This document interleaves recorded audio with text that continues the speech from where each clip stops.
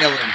Welcome, everybody, to the CrossFire podcast, where outside of Xbox window is the Armageddon. Listen, everybody, we had a great pre-show. This is going to be a good show for you. I can already tell. And I pulled a couple strings here. I know we've got the usual suspects. We got two special guests. But I had to ask one of the usual suspects to come in for the first hour. He may have to leave at 8 o'clock, but we need his input because he is a legend. And we'll get to it in a second. We'll go down first and foremost. Start with the man himself. Crap, Gamer Crap. Welcome to the CrossFire tonight, buddy. How are you? Hey, what's going on? Happy to be here. Looking forward to discussing these lengthy topics. You like that, Crap? How about those topics? Yeah, there's some interesting topics there, so I'm looking forward to kind of diving into there. Hey, Baltimore won a game. What do you know about that? So sort of like a root canal. How I look forward to that because Hey, we do what we can here on Friday night, Crap. No, but I'm happy to be here. It's good. It's good stuff. Appreciate it, buddy. Then I got my paisan, another Floridian himself. Clowns, welcome to CrossFire, buddy. How are you? Hey, what's up, man? It's always good to be here. I'm the legendary Capo on Sea of Thieves that's slowly sinking, but I'm here, Mooch. I made it. Even though Florida's going down and cheesesteaks suck here, I'm here. Philadelphia. That's great. Cheesesteak sandwich. Literally, I feel like Joe Pesci at the end of My Cousin Vinny when he got a chance to call the sheriff up when they actually found the other two guys with the mint metallic green vehicle, okay? Because Clowns is the guy I'm calling to the stand. Clowns, we'll get back to you in a second. We'll go to our next guy, Xbot448. Welcome, buddy. How are you doing tonight? Yes, sir. Yes, sir. I am so dedicated to this show that even though I got a brand new Xbox One controller, I haven't even played with it yet. It is sitting down. It's going to wait for about 2 hours because I have CrossFire tonight. What's going on, everybody in the chat? Don't play with it too much, dude. You'll go blind. Speaking of mint metallic green, that's that controller. We'll get to that later on, too. And then Senora Bombastic, who's already done 6 podcasts today. Boom. How are you doing tonight, buddy? Well, this is number 7, and it's the best of the bunch, not including my show. Sorry. You know, I mean, you got to self-promote. But, yeah, I'm excited, man. This is, last week was a bummer. You had the power situation where – your town was taken over by aliens, and they knocked out the power. It was a real-life video game. Yeah, it really was. It was, you know what I mean? Friday nights don't feel Friday nights don't feel the same without a strong CrossFire panel. I appreciate that, buddy, and they're all here for all of us. I appreciate it. Listen, tonight is a big night. We got 2 guests here. Let me bring our first one on. He has not been on the show yet. So Shady, buddy, how the hell are you? And it's my fault that you haven't been here yet. You'll be here again. How you doing tonight? Oh, I am damn good, Mooch. I can't complain. I don't have to say. I threw my man Mooch here a quick DM last night, hoping I could maybe just Mooch a retweet and help my Twitter grow. So Shady at the Sesh Empire, quick plug. Yes. And he comes back at me with, hey, how about you just come on the show instead? Boom. Can't get better than that. Shady mooched an appearance. That's the way to do it, folks. Man. Let me tell you something, all right? I'm not just sending those tweets out for nothing. The Mooch Academy is always open, and we're just asking for codes. That's all we ask for. Not any money. We don't want monetary. We want codes. 25 digits exactly. And then I've got my buddy over here from California himself, the man who speaks with slight pauses in between because life finds a way. Mr. Goldblum himself. Goldblum, welcome back to the show. How are you? Good, man. I'm happy to be here as always on CrossFire. Yes. I don't know if you know this, Mooch, but you always introduce me last, and it's actually heartwarming. You know, I hope so. You know, life finds a way. I'm done. Well, listen, what? Let me tell you something. And Goldblum, let me make you feel better. All right. Let me make you feel even better. You go ahead and watch one of your favorite movies. And one of the best things is at the end of the credits, it'll say, and it'll have the big guy on the end. Okay. That's it's like the top billing, but at the end, it's like my favorite GIF, and Crap knows it. It's the same, but different.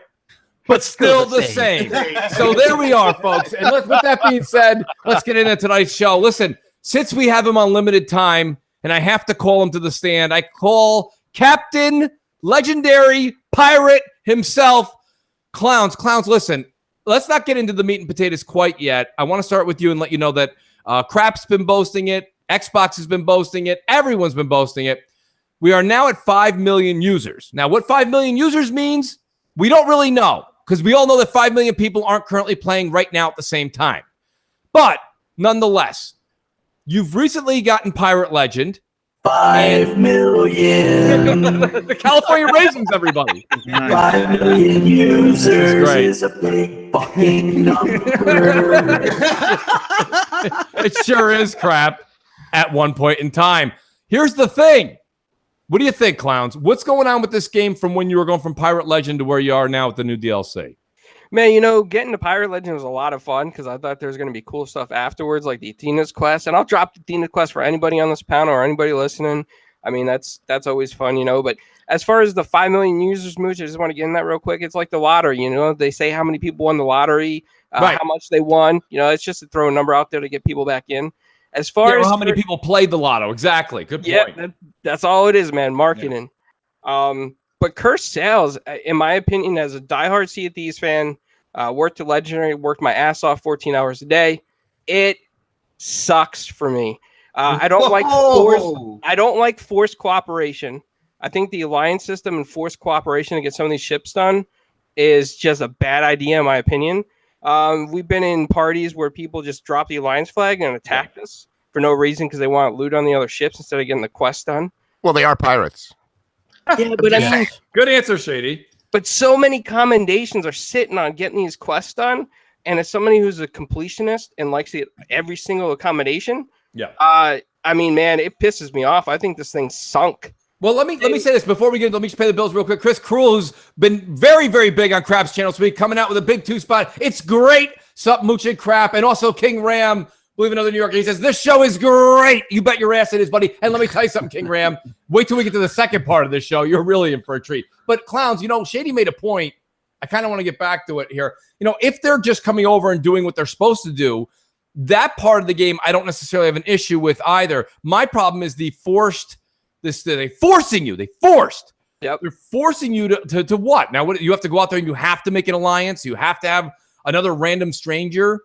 Yeah, if you want to get these ships done, you definitely need an alliance because there's 2 that pop up, and then you sync those, and there's 2 more. And then they have these things called cursed cannonballs, right? So, I'll give you an example. Me, Assassin, and another dude running a 3-man ship, and we were sinking 1 or 2 of these the cursed pirate ships. Then we got hit with all these cursed cannonballs, and we couldn't even keep our ship afloat because it was just us first, these 2 other ships, and then 2 more popped up, and then a captain ship. So you definitely need other crews to help you out. And I see a lot of people bragging that they're getting crews, but I'm not seeing it. And this is something that Rare brags about is the cooperation and then pirates helping each other. And I'm not seeing it, man. I don't know where it's coming from. I don't think it's out there. I think it's fake news. No, it's out there. I remember when the Megalodon shit dropped, I remember you needed 5 people to play the music to summon the Megalodon, and that instantly means more than 1 crew because crews are 4. So you need a stranger from another crew. So that's forced cooperation. But I had no problems when people were playing when the event was fresh, and it was only in the event, but we had 3 or 4 crews working together. It was over a dozen of us playing, fighting the Megalodon at the same time. It was amazing. Now, that's not everyone's experience, no doubt, but that was certainly mine. And I think the problems people are having, clowns, right now, is that the event itself is a little bit too difficult for people that want to go out alone. Whereas once the event is over, I believe it's only a few weeks, but once it's over, these ships will be out there, and I believe they're not going to be nearly as hard, and you'll be able to take them down, with your sloop. Yeah, but I can't get accommodations for it, so it kind of, it pisses me off a little bit. Could that be a you problem? It might be a me problem, but you know what? Those combinations are the reason why I play the game, and they keep this shit up. I'm dropping this game. I'm gonna uninstall this crap. Totally a fucking you problem. Crap must have swallowed him a mirror pill. Yeah, no, he took too many We Happy Few pills. No, listen. Here's the thing, right? It's totally a you problem. There's nothing wrong with the DLC. You want to play with your couple of people, and that's fine. I think that's some people probably like that. I think Rare should be commended for trying to open things up and spice things up a little bit because there's more to pirating than just trying to like slap each other around with you know what I'm saying? Like there should be some teaming. I think that brings some fun. There's holes in your case though, crap. I've seen a lot of people have a good time teaming up in that. I've been one of them. You know what I mean? The DLCs are forcing you to work together. Of you don't have to do it actually. Only during the time period. Well, only isn't that the kind of game it is, though? I mean, that's the kind of game it is. But the Megalodon was want to play with other people. So right? easy to get somebody to do it with, But this is more difficult. You go out there, and sometimes these ships just attack you. Like random players are out there. They don't even want to form an alliance. They want to attack you and then take all the treasure, but they're going to sink too. It's just blast them up, man. Shoot them up. Yeah, no, we never pirate game. It's a pirate game.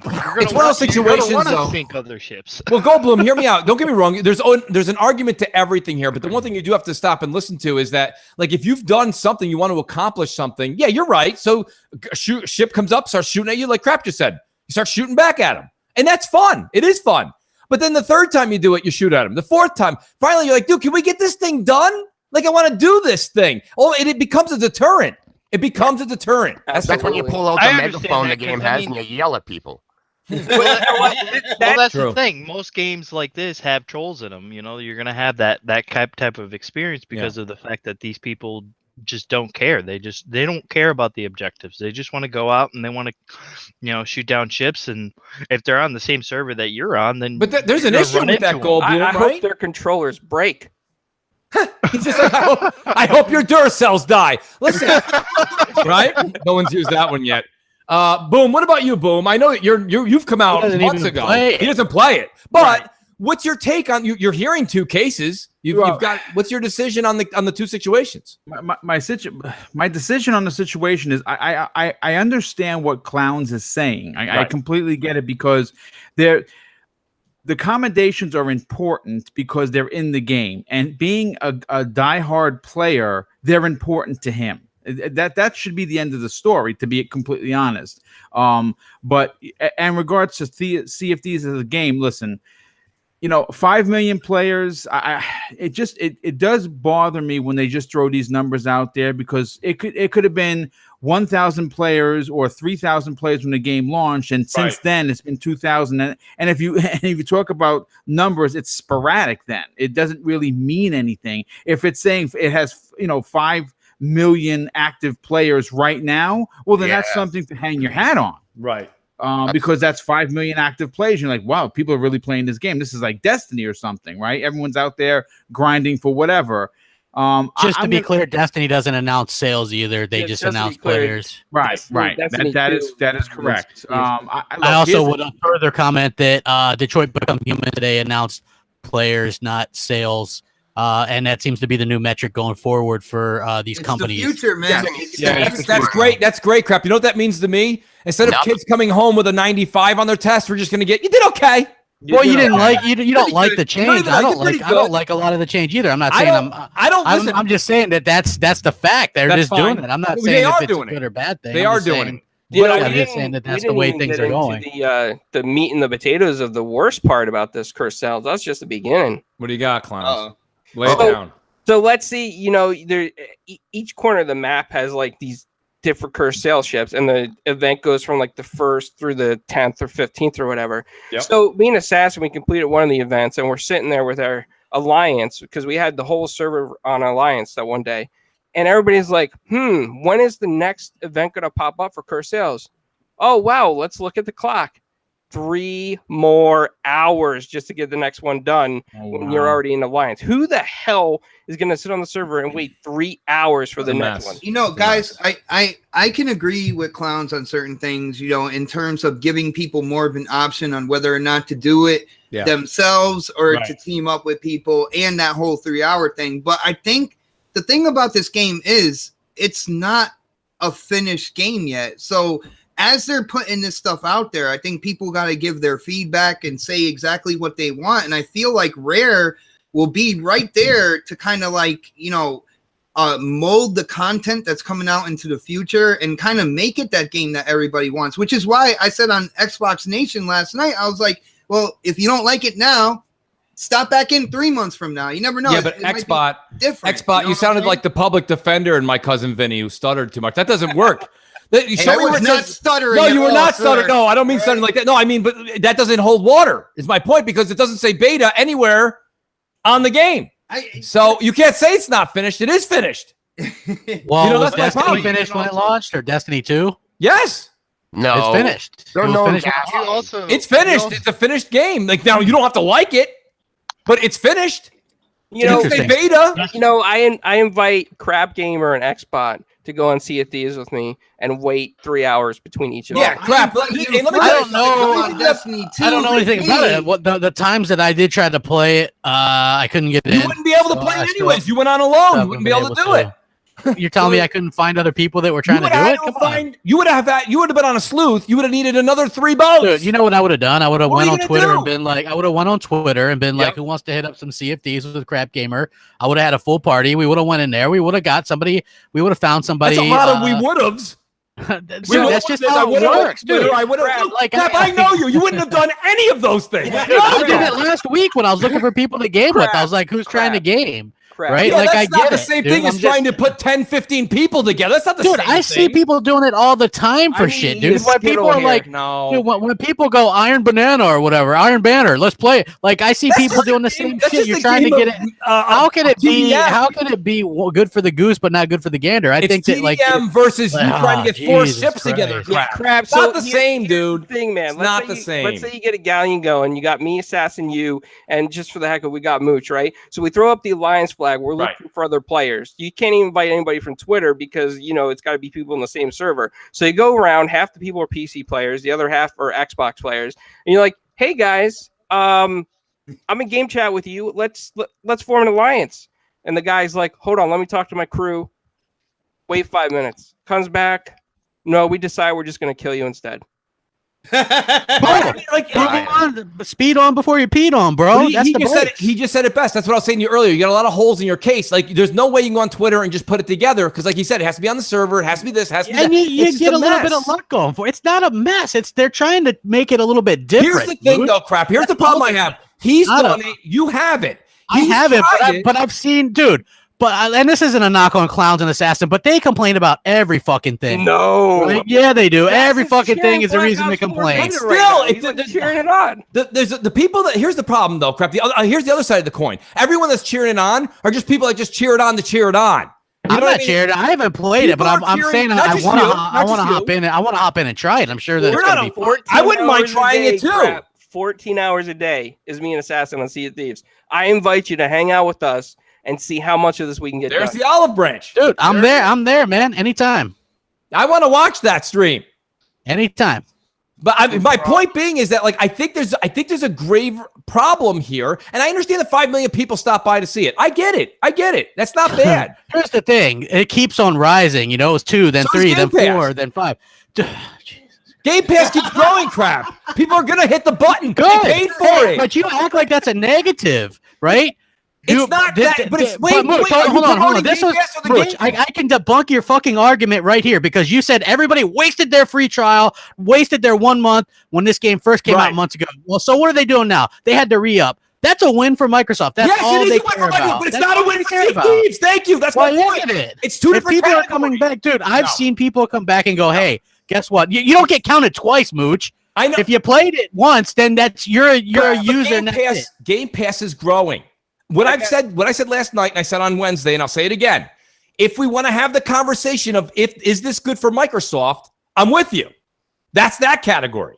But if we're going to sit here and say this game is great, I'm saying it's not. I don't think anybody said it was great. I think that it's successful. That's what I'm saying. Highly successful. Microsoft isn't in the habit of wasting their money anymore. Right. So for them to have 4 separate teams, and I've gone over this a bunch of times, 4 separate teams totally dedicated to making content all the time for this game, that proves it a lot. Phil Spencer has said, "Wow, this game has exceeded our expectations internally, externally. Like, holy shit, it's done amazingly well." Yeah, like they never say that. Well, like nobody can sit there and go, "The game's not a success." K2 crap.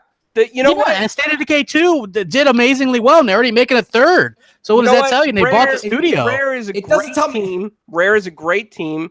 It is successful, but I think the execution of the way they played it out was wrong for fans. Because they had to rush it. It ended up being too successful too fast. They rushed, and then they had to rush out some content. Originally, we weren't going to get content for the first 4 or 5, 6 months, whatever it was, when they were going to do that big update that was going to have like the pets and shit like that. But there was so many people that they had to hurry up and get some stuff out, and that's what we got now. But they've got 2 other teams working on other content, and then once this content is dropped, the team that dropped their first content, they're already working on more content. Now the team that did Cursed Sales, guess what? They're already working on the next. This goes back to the metric thing, and this is why I have a problem with it. Because what happens, it's everyone works in absolutes. Nobody ever works in facts anymore. So now we're just using these user base, right? So now every time we give good example of why the game isn't performing or not doing necessarily what even some people who are pirate legends and putting 14 hours a day in, we're going to dismiss those people just because we have a metric. Because we have a yeah, but it's an opinion of somebody who's done it. Okay, yeah, if you have a PhD on this. If you have a PhD on the stand, it's still an opinion. We're praising it, and those are people who've played it and loved the game too. So whose opinion do you? I mean, it's realistically, it's hard for me to say. Hard for you to say. Right, it is. But we can't. Now we don't have actual numbers. Now we have this ridiculous metric of people stopped by and plugged it in for a minute. That's not the same thing as playing this game diligently. That's your opinion of what they're doing. That's not my opinion. That's what it is. No, that's completely your opinion. You said it yourself. If you stopped by once, the second time it already counted. So I'm just saying, but that's still your opinion. But it doesn't keep growing like that. You know what I mean? The game obviously is still attracting new players. And I think that's going to continue. Have you ever gone to a buffet and you ate one thing on the buffet and you're like, that thing tastes like shit, but you're a user for that thing that tasted like shit, but you're like, I paid for the buffet, so I might as well try it. Yes, you have. So the point of the matter is, to a buffet. You've never been to a buffet? You're 6'5". I don't know, Mooch. McDonald's brags about serving 6 billion burgers. They don't bring up how many burgers people were unsatisfied with. You know what I'm saying? Yeah. That's right. That's my point. That's a good point. That's a very good point. Shady. But he just proves my point. That's what I'm saying. There's a lot of unsatisfied people. So basically, you're saying nobody's playing the game. It's a huge failure. I'm saying it's not doing as well as Microsoft and Aaron Greenberg every 3 months is saying it is. That's their little thing. They're coming out there. Can we move on to the next topic then? Because I get it. You don't like Sea of Thieves. It's shit. Crap. It's hard to say what you're doing. You're like, I'm defending it. I like it, but you don't play it. So it's like, I don't know. Like, it's hard. That's what I'm saying. You're actually like, you're Exhibit A for me. I tried to play it, but I couldn't get in when I wanted to specifically play this Crap DLC. Gamer's going to do a 14-hour stream with me and Assassin. Yeah, I can't do no 14-hour stream. Do 1 hour. Work.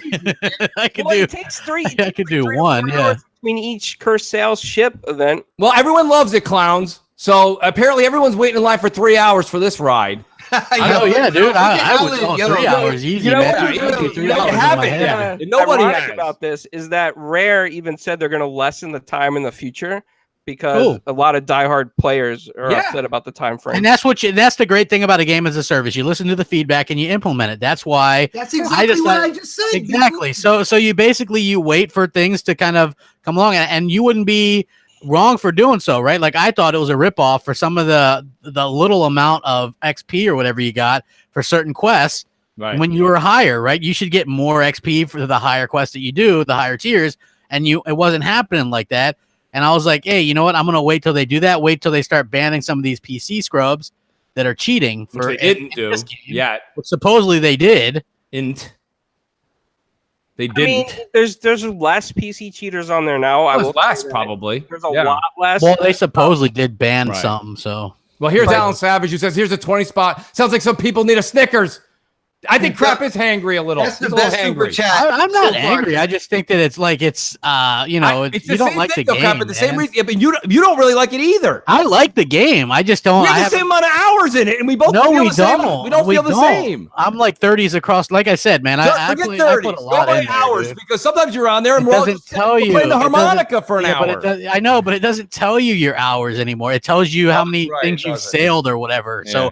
How the hell am I supposed to know how many hours anymore? I don't know. That's what I'm trying to say to you. They hide actual facts. It's like, hey, can we hear sales? No, users. Hey, can we get hours? No, we're talking knots per mile. Well, I mean, that's what they do nowadays. I mean, all these companies. We have shady. It's pretty shady. It is shady. All these companies are doing that. Just how they're gonna do it, man. Yeah, it's almost like you got your hold on.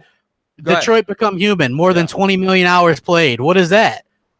I don't know. You know what I mean? Exactly. It's like that's just the way that these companies are doing this now, and that's just how it's going to be. Right. And we either deal with it or we complain about it, I guess. But well, listen, here's the thing. Like we say, we're here for a talk show, right? So it is what it is. We do got to discuss it. My whole thing is this: if everyone's just going to sit here when all these corporations just keep on going, well, this is what we're doing, and if that's fine, don't get me wrong, this show is not going to change anyone's mind. But I mean, since we do this thing 3 times, 4 times a week, God bless us all.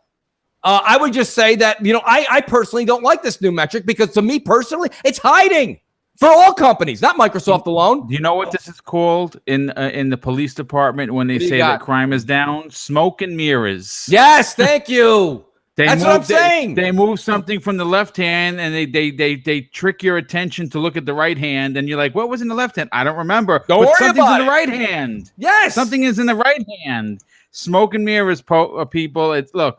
All I could say is snap into a Slim Jim, and let's move on to the next. I'm with you. We'll move on to the next. Subject. But the whole reason why they're doing active users, the whole reason why Xbox is doing it because of what they're doing with the hardware, forwards, backwards compatibility. Yes. Right. They want to show that the game has blending generation through multiple devices, and that's correct. That's why I have no idea why Sony's doing it because all evidence points that they're not going forwards compatible, and we got to wait and see on that. But the jury's still out. But I mean, the problem with that, listen, guys, because we're early on in these metrics, you're hearing numbers that are still somewhat familiar to all you guys, right? We're still used to hearing 3 million games sold, 5 million games sold, right? We're used to that. Now, once this gets ridiculous, remember, think about this. Let's fast forward to 2023 or 2024, and they're like 74 million users stop by. You're like, what?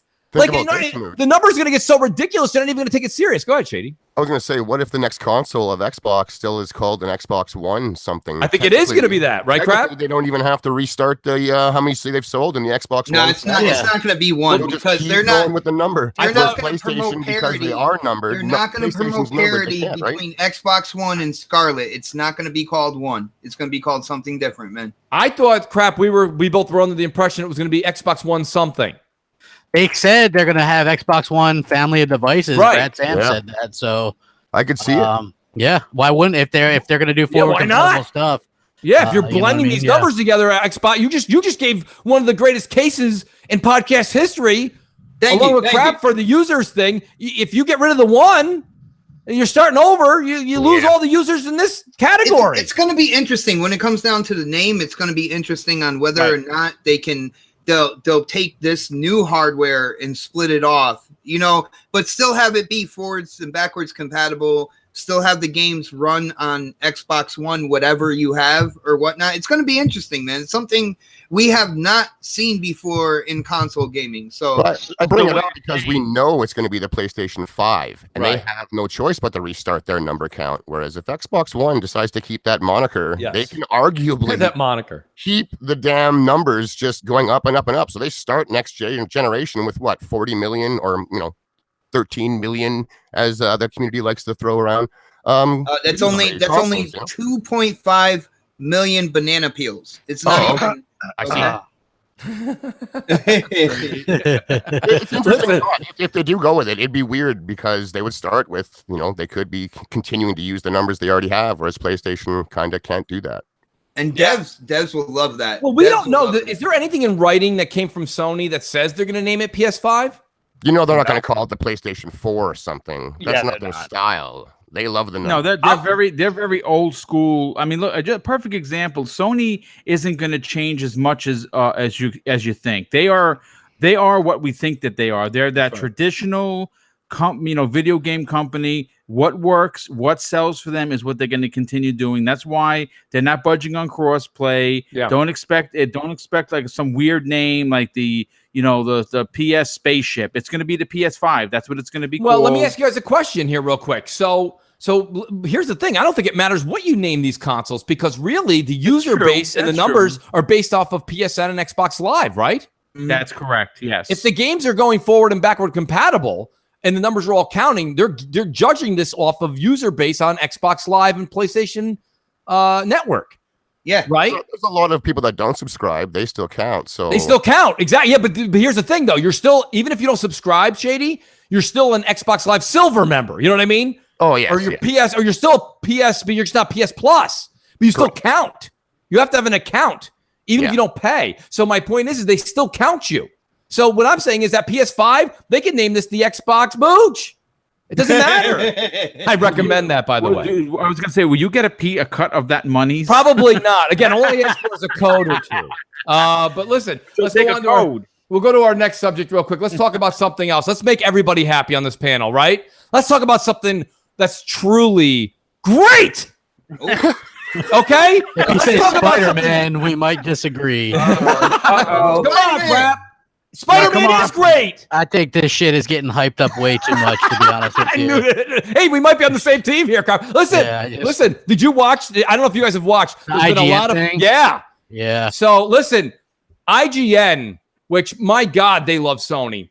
But when they have to say something, so I did a little homework here, guys. I just want to let everybody know because a lot of people got into the chat early. We know when I launched the room, and they're like, "Come on, Mooch, let's not start with all this. How come you Xbox guys constantly are negative?" I'm not being negative. I got the PS4 Pro Spider-Man great console coming, by the way. But nice. I want to let everybody know I did my due diligence. It's a great investment, by the way. It really is. We'll get into the numerics later. But here's the thing. This really came out of the IGN interview, okay? The interviewer was Jonathan Dornbush, and he was interviewing his boss, Andrew Goldfarb, okay? And Goldfarb had gone and played the game for 2-3 hours. And this is all on IGN. It's a 21-minute reel. So I did it as verbatim. So I'm going to say this is quoted. If I'm missing a word, I apologize. But the question from Jonathan to Andrew, who played the game, was, is there any concern the activities will become boring, or do you think there's enough to keep you going? Andrew Goldfarb's answer was as such. Early on, it felt like, he goes, I was at level 7, and I'm not unlocking anything else. I've been playing this game for 2 hours. Then I spent another hour and a half just swinging around like it did start to feel a little repetitive to take out the bases. And it's about 9 minutes into the show, guys. So I went ahead and I literally watched it 3-4 times so I could actually get it verbatim so I could actually hear what they were saying because they were talking so fast. But his concern was what my concern is. And it's not saying it's doom and gloom, but all I'm saying is, okay, this is, for all you guys that are saying it's great, take it easy. I think it's going to be a good Spider-Man game. I think this is different than what the God of War thing, right? Like you kind of got that feeling that God of War was going to be really good in a lot of the stuff that they were showing off. So far, what they've shown off in Spider-Man, and I'm sorry because there's going to be people that are like, you're just hating or whatever, and I'm getting the game. I just think that the fact of the matter is that this game looks like a Spider-Man game, and how can you dress that up to be revolutionary or do something that different that we haven't done before? Maybe this will be a better version of that. Why would you want it to be any different? Because the other Spider-Man games suck. It's Spider-Man though. But all those other games suck. No, they're pretty bad. They're pretty bad. Come on, they are pretty bad. Well, tell me which one you think is good. I'll check the meta score. The one on Game Boy. But Spider-Man on Game Boy. Well, the Spider-Man game I like was on the Genesis. Look at Spider-Man 1 Shattered and 2. Dimensions. Shattered Dimensions. Let me see here. I'll check that out for you. Let me say this. A lot of people are asking for the montage of swing to the left, swing to the right. Mooch, I hear that like on a daily basis from you. Right? I'm gonna say. You're not gonna get anything else different. You know, that's the thing with Spider-Man. Like that's what he does with a Spider-Man game. Like I think the media is hyping it up too much. I think the fans. There is a lot of hype.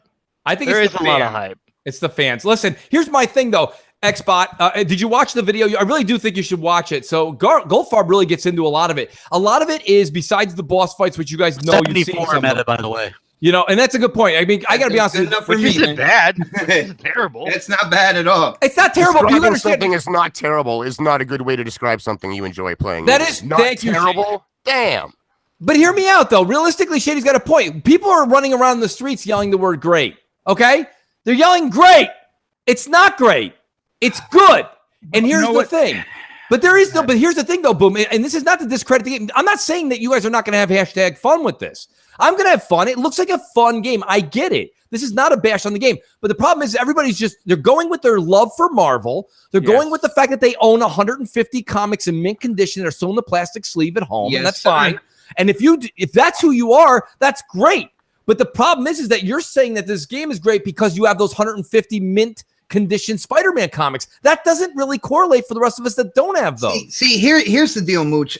This Spider-Man is looking to be the Spider-Man game that Spider-Man fans have wanted. Now, that doesn't mean there's going to be anything like revolutionary or innovative. It just means that this is what Spider-Man fans expect from a game. So I'm not looking at it as a game of the year or anything like that. I know a lot of people are, though. Right. A lot of people are like, which one is it going to dethrone God of War and Red Dead? Holy no! Yeah, Red Dead. I love Star Wars Battlefront 2. Red Dead is going to crush everything this year, and I'm not even buying it, man.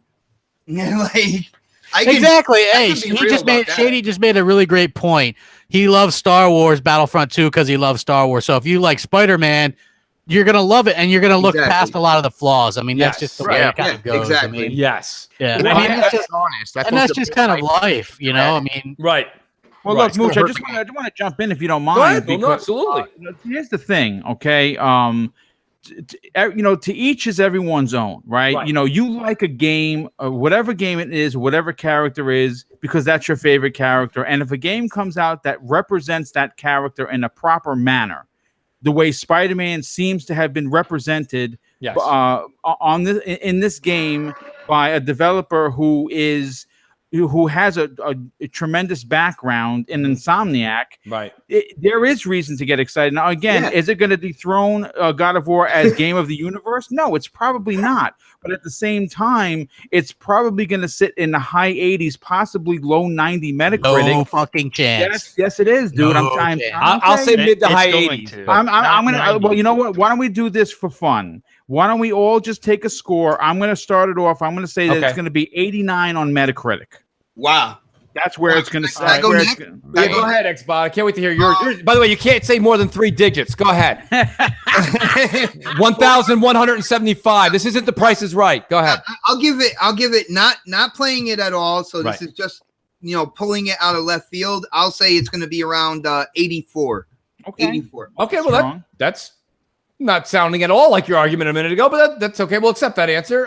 Shady, what about you? Boom, I hope you're writing these down. 84 is a great score, though. It is a great score, but it's not great. It's great. Are we going with the Metacritic here? Or what's your guess on the meta? Guess that Metacritic. I think the meta will be hair under 80. It'll sit about 77, 78. Wow, Shady. Wow. Oh, no faith in Shady. No, Shady wants both showcase showdowns. Listen. Go ahead. Clowns like DC, man. Clowns, what do you got? I'm saying an 82. I think it's going to do well. All right. I'm purposely putting me in crap last. Goldblum. 90. Wow. Oh, somebody's got some comics he's not talking about. All right. Crap. What about you? Go ahead. I thought Shady was spot on. I'll go 79. Okay. I think that's about, because if you look at it, right, this is something I think that a lot of people are going to have a lot of reviewers are going to get bored of this. There's no new game plus. It's a very generic story. It doesn't tie into anything specifically. No. And I think if you look at a game like how great a lot of us think of Sunset Overdrive, and that is only an 83. Right. I just don't see how this is going to top that being Agent. Again, it still has to be tied into, they have to follow certain rules for this game that they wouldn't have to in, say, a Sunset Overdrive, right? And I think that's going to hamper the game as well. I'm going to go ahead and say my favorite year, and also the last year the Mets won anything. 86. I'm going to say 86. Ooh. I think, and you know why? I think Shady over $1, sir. I think right. I think Shady and Crap are onto something. The reason I went 86. I took the biased media into consideration. Yeah. Well, I'm going to put this away. This is going to be tucked away nice, and tuck it away. Crap. By the way, we do need to do a guess that Metacritic for this. We should definitely do one. We have to. Yeah, we have to. Yeah. Too good to pass up. Okay, that's just too good to pass up. Guys, I really appreciate this. That's great. And I think I want to go ahead and have this panel on the week after that launches so we can see what the hell's going on. That'd be great, man. Okay. This is good. And that's a great topic of debate right there because we can actually evaluate all the Metacritic scores that we're reading, this and that. It'll be good. So with that being said, I do, guys, go out and that's listening in the audience. Chris Cruel says 66. It's on PlayStation. Kaboom. Chris is also a new fan, I see. Boom, boom, kaboom. So that being said, realistically, I think Spider-Man is a good game. I do want you guys to go out and watch the IGN segments on it because what's funny. People messaged me about that, actually. Yeah, me too. That's funny.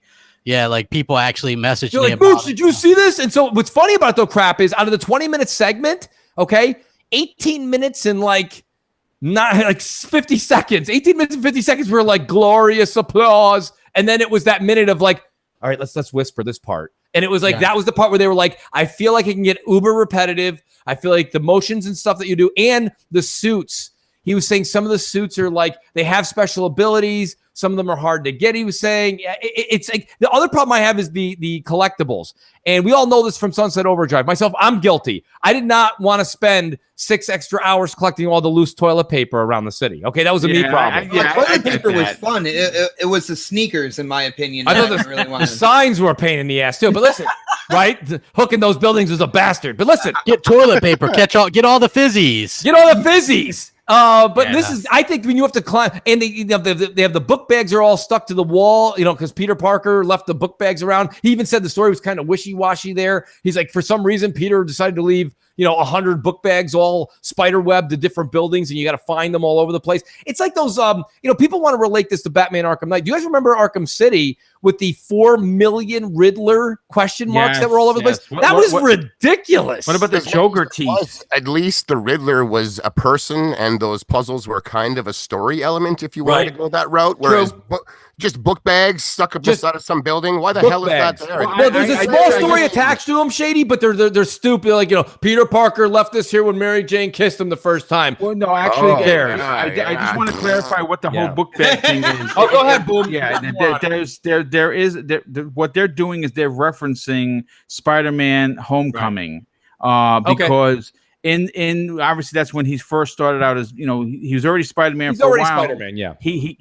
He kept losing his book bags because every time he changed, he would stick it to a wall or a garbage can, and he'd come back and it'd be gone. And Aunt May would be like, "Oh, I got to buy another book bag." I think that's really what they're referencing. But it's Insomniac, and they do have collectibles and 100 book bags. You have just earned a gold star for that. I just want to let you know. That was a nice little explanation. That was kind of like, oh, okay, but now we could go back though on Sunset Overdrive and collect some of that shit, whereas on Spider-Man you can't.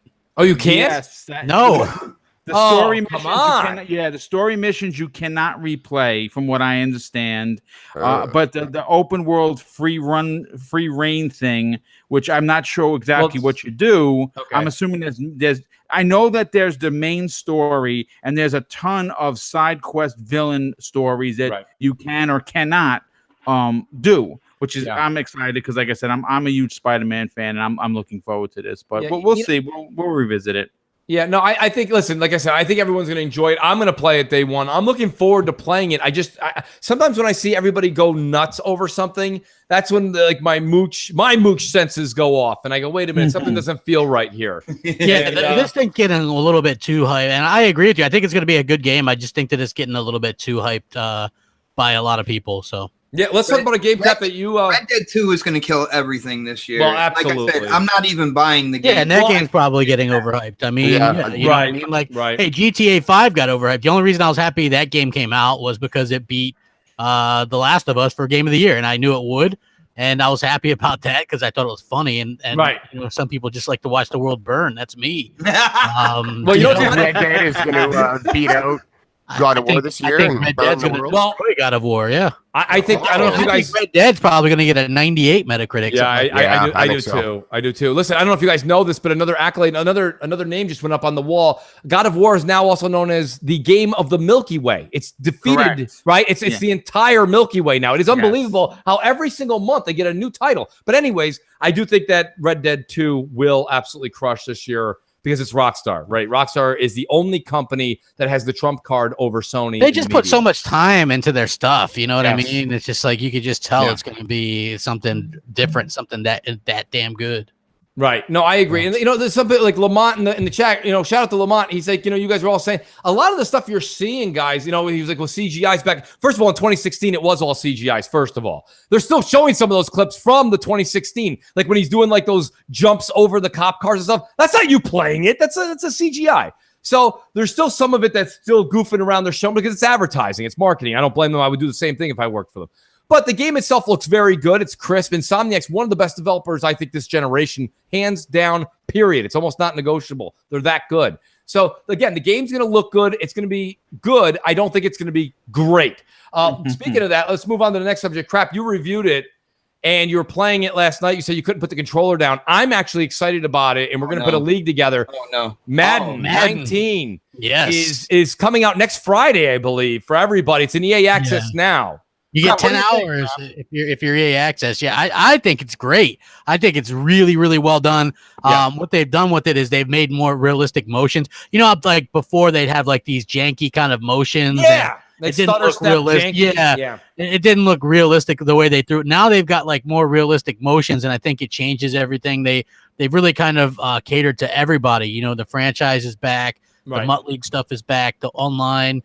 I think what they're really going for is a realism that they didn't really have before, like the running between the tackles. I like it, but they also offer an arcade mode if you want that, or and I just think that the ability, the customization options for the first time that they presented in this one are really good. They brought back the campaign, which I really like. I like the campaign. I'm actually thinking, crap, before next Friday comes, because I don't have EA Access right now. So I'm actually thinking about throwing 18 on and finishing Long Shot because I heard this is a continuation. Yeah, it's a continuation of Long, and the first one was really good. It was. I was surprised. I played about half of it. It is good. Yeah, it was really good. It was really cool. I enjoyed that. So I'm actually looking forward to kind of jumping back in and playing that some more. I thought this is the best Madden I think that I've played. You're not alone, crap. So, I mean, I hate to say it, but our brethren over at IGN actually said it's one of the best Maddens in years. Yeah. They gave it an 89, which I thought was pretty good. That's damn good. That's better than what they'll give Spider-Man. That's good. Nice little jab in there. Anybody else in on Madden? I'm in. My whole thing about Madden is until they allow competition, in the NFL space, and I know that EA has the rights to NFL games and stuff like that, but I was a 2K fan, and I just can't cross over that hump until we got to get over the past, man. That was 2005, man. We're 2019. Right, you know what? I actually agree with Bot, and that's amazing. Here's the thing, we never agree. If you look at it though, it's the NFL only wants to license it out to one company. That's their problem. They make more money that way. Yeah, but until they get rid of some of the cheesiness in the multiplayer, where you actually have to play it like a real game, like a real football game. Well, that's why you play in a league with your friends, man. You know what I mean? Like that's what we're doing. We're putting together a league, and we're gonna play. It's a sim league, right? There's different leagues you can join. You can go to forums and look for them. Look for a sim league, not an arcade league or a cheese league. You don't want people that are gonna go for it on 4th and 38. That's what you want to simulation. Yeah, you know what I'm saying? Like, and there's ways to find that. You can find leagues that are simulation only, and I think that they've done a good job of setting it up so that you can do that this time. Yeah, and there's also like the penalties for quitting and stuff like that. So I think that they're actually have come a long way. I would suggest try it with the EA Access and see if you like it, because don't knock it till you try it. My money goes to Game Pass now. I don't have EA Access, so Game Pass. Maybe somebody out there has a code that they might be willing to give to an Xbox. Maybe. You know what I like about Madden is, and the crap kind of just nailed it, but I'm going to just add on to it, piggyback off this story. There's nothing greater than Sunday morning, man. If you're a football fan, and I know a lot of you guys are yelling, sports! But realistically, right, the thing about my team was playing back yesterday, so they did well. It's here's the thing, crap. No, they did. But I'm saying I really think that on Sunday morning, sports. But Stop 6, he says, is it worth it for me to get a PS4 this late? Stop 6, to be honest with you. Well, this late crap, he's got the plethora. It's the same with Xbox. Anytime you get there late, There's a lot of games. I haven't even plugged mine in a month and a half. It's unplugged. You want to step further? That's Black great. Friday. Black Friday. Wait for then if you're gonna pick one up. Good point, Shady. Yeah, don't even bother with the Pro either. Just pick up a Slim for $99 when they sell. Yeah. There's a lot of the handful of games that are. There's worth a lot of it. PlayStation fans that I know that still have the Slim. Or they bought the Slim, or they have the original. Ravens all with day. it. Yeah. Ravens all damn day. You know, but here, getting back to Madden real quick, I want to hear you guys take. Hold on, I just want to say real quick, fuck the Steelers, fuck the Patriots. Just honestly, just all day, just so bad. The Browns, the Redskins, all just terrible teams. I'm sorry, I had to put that out there. Steelers will win the division once again. Steelers can't do shit. That's what they're doing. And Bell, he's gone, man. He's out of there. He's like, pay me, and they're like, what? We ain't got no funds. Bell's gone? No, he's gonna be. They tagged him. That's all. He'll be with the Jets next year. He'll be with the Jets for 3 years in a row. But no, realistically, I think Madden, what it does for me, and listen, it's all the hype factor. So football season's getting ramped up, this and that. Sunday mornings, we kind of all got our jerseys on. Everyone's asking me in the chat. I'm a big Giants fan. So hey, listen. My condolences. Hey, listen, it's not that bad. I mean, since 2007, we got 2 rings. Yeah, that's true. No, what can we do? We got Packers. Oh, thank God, actually. I cheered the hell out of the Giants, man. I know you did. You were 3 hours, the biggest Giant fan of your life. I was, dude. I'm like, that guy caught the ball in this helmet. Holy shit. You know what I mean? Like, yeah, right. He's like, I love how the SNL did a bit on it a week later. And they were like, how did you do that? How did you do that? I think Tyree was actually on the show. And he was like, no, I don't really know. And then after the skit was over, they panned down to the helmet, and it just has a big thing of like Big League Chew stuck to the side of the helmet. I like that when Saturday Night Live poked fun of the Ravens last win. Like, I was pretending to be Ray Lewis. And he was like doing the dance, and he's like, "If we win, I'm gonna ascend into heaven right from the field." It was like, that was hilarious. You know what I mean? Like they do a good job with that stuff. I literally have no idea what you guys are talking about. Oh, come on, Goldblum! Back to game, but Hey, put down the Spider-Man. Put down the Spider-Man comics, and Eagles. And check out some sports. Philadelphia Eagles. Yeah, sports. Yeah, Eagles fly. Well, here's my thing about it. So here's my whole thing. I think I don't know what Goldblum's talking about. Goldblum's got the best scenario of all of us. West Coasters are lucky. You guys are lucky. You guys get to start football at I think it's like 10 or 11 a.m. You guys have a breakfast, and it goes. The last game is at 5, like normal. Us on the East Coast, it starts at 8:30. We don't get done watching 1 o'clock in the morning. 1 in the morning. We got to go to work the next day. Sucks.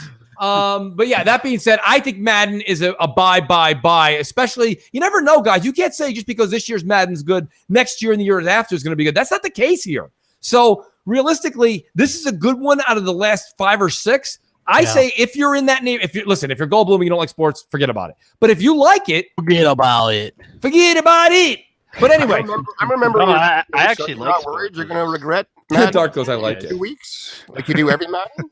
Wait, what was that, Shady? I was going to say you regret buying Madden every year after within 2 weeks. I do, but I'm still 2 weeks prior. You're excited?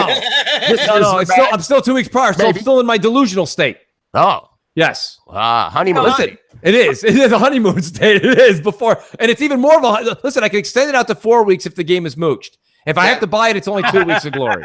Okay? Insanity right there. I think they offer enough to make it warrant the purchase. It's like, honestly, there's so much content in there that it's unbelievable. You know, the MUT leagues, the franchises, the online, just everything.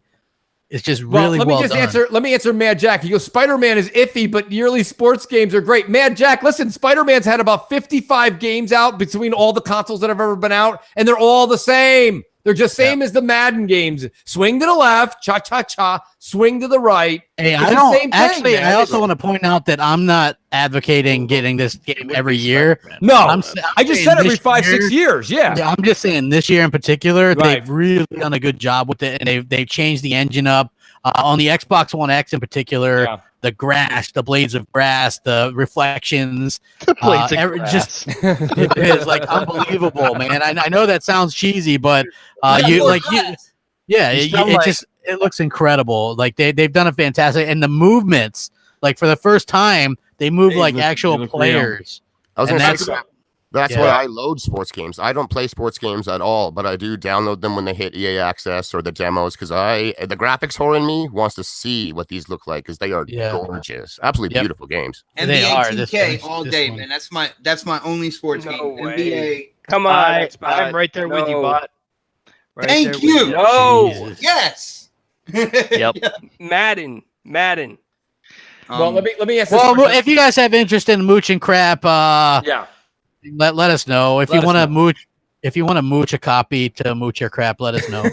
We're always here for that. Yes. That's what the olive branch is out for, I wouldn't folks. want a copy either. Oh, it's that Goldblum's hopping on the train. Oh, he is, man. You know, every time I see Goldblum on the train, I'm like, no ticket. No ticket. All the fans out there, just send me a code. All right, let's speak. Speaking of Madden free games, finds a way. Madden finds a way onto Goldblum's console. Speaking of free games, guys, let's talk about games with gold and PS Plus this month. Looks like gamers finally get the win for once. Yes, they are. It was good. Big Anybody in the panel a For Honor fan or has it? I have it. It's great. Yeah, it's great. It's great. It's got a really steep learning curve for people just getting into it. They are going to get chopped up. But the campaign is a lot of fun. It's got a cool story, and it does teach you how to play really good. And you can play it in co-op, which is awesome. And it's the right price right now. Free. When I first went to play that game, I couldn't get out of the damn tutorial. Right? It was that difficult. I mean, I got better at it, but I quit. I was like, holy shit, I cannot do this. It was difficult. It was so difficult. So once mastered, though, it is rewarding to go out there and dance around and cut guys down. Like, you feel good once you know how to play it, but it is a steep learning curve. Now, when you say steep learning curve, those two games that came out not neck and neck or back to back, but they came out roughly in the same, I'll say, 6-month era. I could be wrong, guys. But For Honor came out and Kingdom Come Deliverance, and both people, everyone I've talked to have played. No, For that Honor. came out this year. The Kingdom Come came out this year. Kingdom Come came out this year. I thought For Honor came out last year. Was the end of last year? 2016. Yeah. Was it really? Yeah, 2016. Get out of here. Wow, time's flying by quick. I thought that was the end of 17. Wow, okay, my bad. But my point being is that For Honor, for example, people said it was a steep learning curve, just like Shady said. Now, is it a steep learning curve, Shady, or is it something where you have to progress so far up the level tree? There's a little bit of that, but there's actually modes where the attributes attached to all of your weapons and stuff, they don't work. They don't mean anything. Everyone goes in as just base level, and it is the actual moment to moment, the blocking, the parrying, the attacking, the rolling, all that stuff is well done. It's just deep. You don't go in there and just mash X. You are going to die. Like, it needs some strategy, and you have to understand the mechanics that are available to you in order to pull it off. But once you do it, man, it feels really good. You just got to be able to deal with losing, learn from your losses, don't get frustrated, and take what you've learned to the next match. Life. That's a good life lesson too. That was a good life lesson. If I could fit that on a bumper sticker, I would sell it tomorrow. Hell yeah. But realistically, I think that, all right, so For Honor, what was the other Xbox One game that was given out?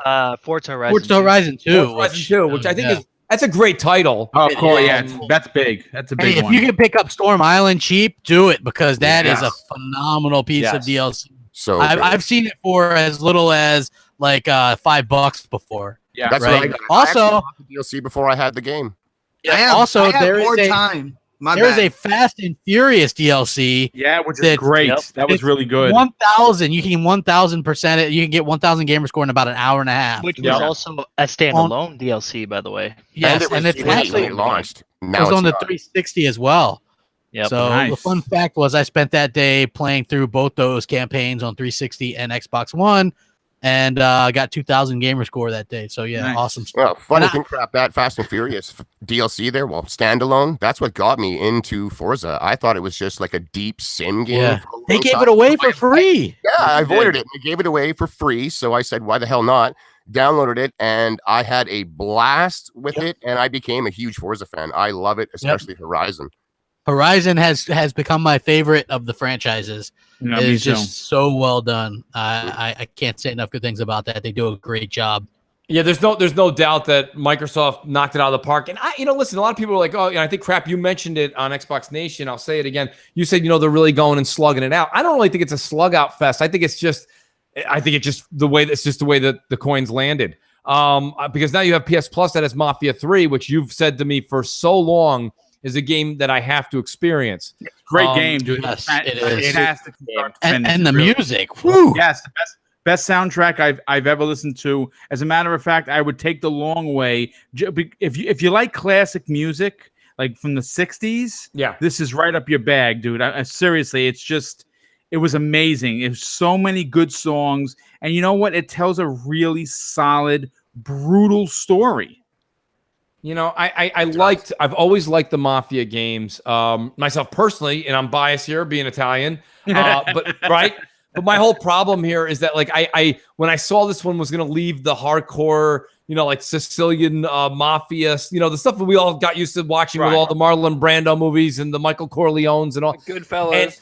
It still has the guy from Mafia 2, the Italian guy. He's one of the people that you meet. He's a villain, though, is he not? No, you help him. And he could be part of your crew or whatever. Yeah. Mafia 2 is great, but I will say it's a funny part about Mafia 2. Like, I had no inkling about this series. They gave Mafia 2 away on 360. Yep. Before it was backwards compatible. Yeah, I got it when it was free. And so I got it, but Xbox One was already out. I played so much Mafia 2 on 360. People were like, "Why are you on 360?" It's that good. Boogeyman's like missed M&C last night because of YouTube. Yeah, YouTube, especially today. I'm just saying this today. Specifically, the notifications aren't going out. Nope. In fact, the last 2 weeks, the notifications have been shit. I get messages going, "Are you doing videos anymore? Crap, what are you taking a break?" And I'm like, every damn day. Like, and like, oh, people I don't even know. Who knows, right? Share it out on Twitter, man. They got to get it out there. So, I mean, it sucks. Just, you know, that's why I try to do. You know, we always do it every Friday or, you know, Thursday. It sucks because we moved M&C to Thursday, and then I had a power outage of all things, so it ended up starting a little bit later. Yeah. So yeah, it's like, you know, it's a big kind of clusterfuck or whatever. But just like check in once in a while if you guys are fans. of these we're doing Thursdays as religious as we can do it. We're not taking weeks off. Even if, like I say, even if one of us isn't there, the show will go on. We will still have something on in that time slot. But that being said, you know, Wrath of the Emperor, excuse me. Boom says that For Honor came out February 17th, 2017. So I wasn't that far off. I thought it was later in 17. Wheel of Wonder. Good dang said he missed half the show. Good dang. I will make sure that as soon as this is over, I will send you the link for the full show, my friend. Courtesy of the Mooch. Yes, do that. But, you know, getting back into it, crap, you know, Mafia 2 was a great game. People are right now saying in the chat up and down, they're like, Mafia 3, good. Mafia 2, great. Yeah. Here's the thing. Mafia 2 had way less bugs and stuff. Right. And, you know, smaller. Like, it's kind of an open world game, but it was very small in comparison. Yes. Mafia 3 was a much larger. And in fact, the DLC for Mafia 3 is fantastic. Yes, it is. Like there's this one where you're in, like, you go and there's like a submarine part, and that's amazing. Yep. And then there's one where you're like, it's like some voodoo stuff in New Orleans that was like freaky, and it was awesome. Like, there is so much to that game. I'm telling you. I own it on Xbox One. I have the collector's edition on PS4. And then I'll have it digitally as well on PS4 and it's Xbox One X enhanced. Good point. Yes, I chuckled when you said that, crap, because because I'm a huge Dead Island fan. But the hoodoo you voodoo, you know what that? I know, dude. I'm always him. Hoodoo you voodoo, bitch. Thank you. There, you crap. I'm glad you finished it off. Hey, man.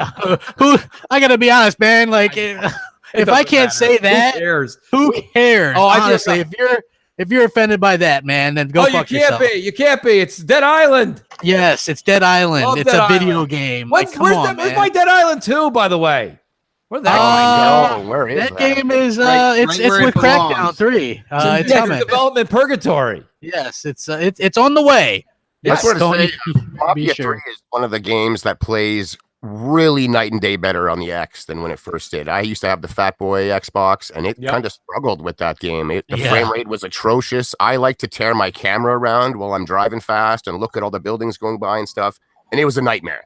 Whereas on the X, it really performs well, and I appreciate how the game's not bogged down in all of today's political correctness. It treats content with respect. It's mature, and I really like that. I got into it because of that. Good point. Just do yourself a favor, and if you're recording stuff or whatever, just make sure you have subtitles off, and don't take too many screenshots with that, because there's a lot of touchy subjects and stuff that in that game, and watch your role playing if you're streaming.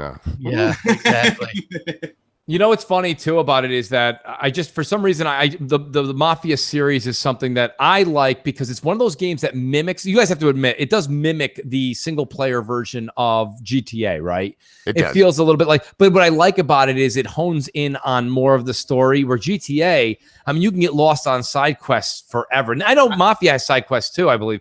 But like they don't get you, you don't get lost in it. You can still. I love GTA 5 story, man. I remember playing Mafia 2 on the 360, and it felt weird going off of the narrative, or weird just like running people over on the street because the game is so story centric that I wanted to play as that character. You want to play as real as possible. Yeah, in GTA, I'm a total fucking degenerate out there because the game just allows it and almost pushes it every corner you look is like over here, over here, over here. Where Mafia, I just wanted to experience the life of the character that I was playing. I feel the same way you do with that. There's a lot of the games right now where if you're playing a driving game and you're trying to play the character, you're really invested in the character. You're not going to just go down the street and run people over. But in GTA, you're like, who cares? Yeah, something about that game just lets you be a total, maniac out there and feel fine about it. Crap, you said, I asked Crap, we did a whole thing. I can't remember if it was on this show. Or, no, it was on MNC. Someone had asked me and Crap what we would like to get, like a game we like to play over the summer. Crap's answer was GTA 5. And I got to say, ever since he answered that, it's a game that I kind of wanted to go back and revisit. And I know now that we're, 30 days away from all these new games coming out. That's not going to happen. So, I mean, nonetheless, it's a game, GTA 5. When GTA 6, I say this all the time, when it comes out, I'm going to dedicate a large chunk of time to it, whenever the hell that'll be. That'll probably be like 4 years from now. But that game is so good. There's so much to do in it. I feel like I returned GTA 5 way before. Like, it was just because of the 360. Then it came out on the One, and it was just, I felt like I was playing a little bit then and a little bit now. It sucks. That's a great game. I see people still tweeting about it. But let's move on.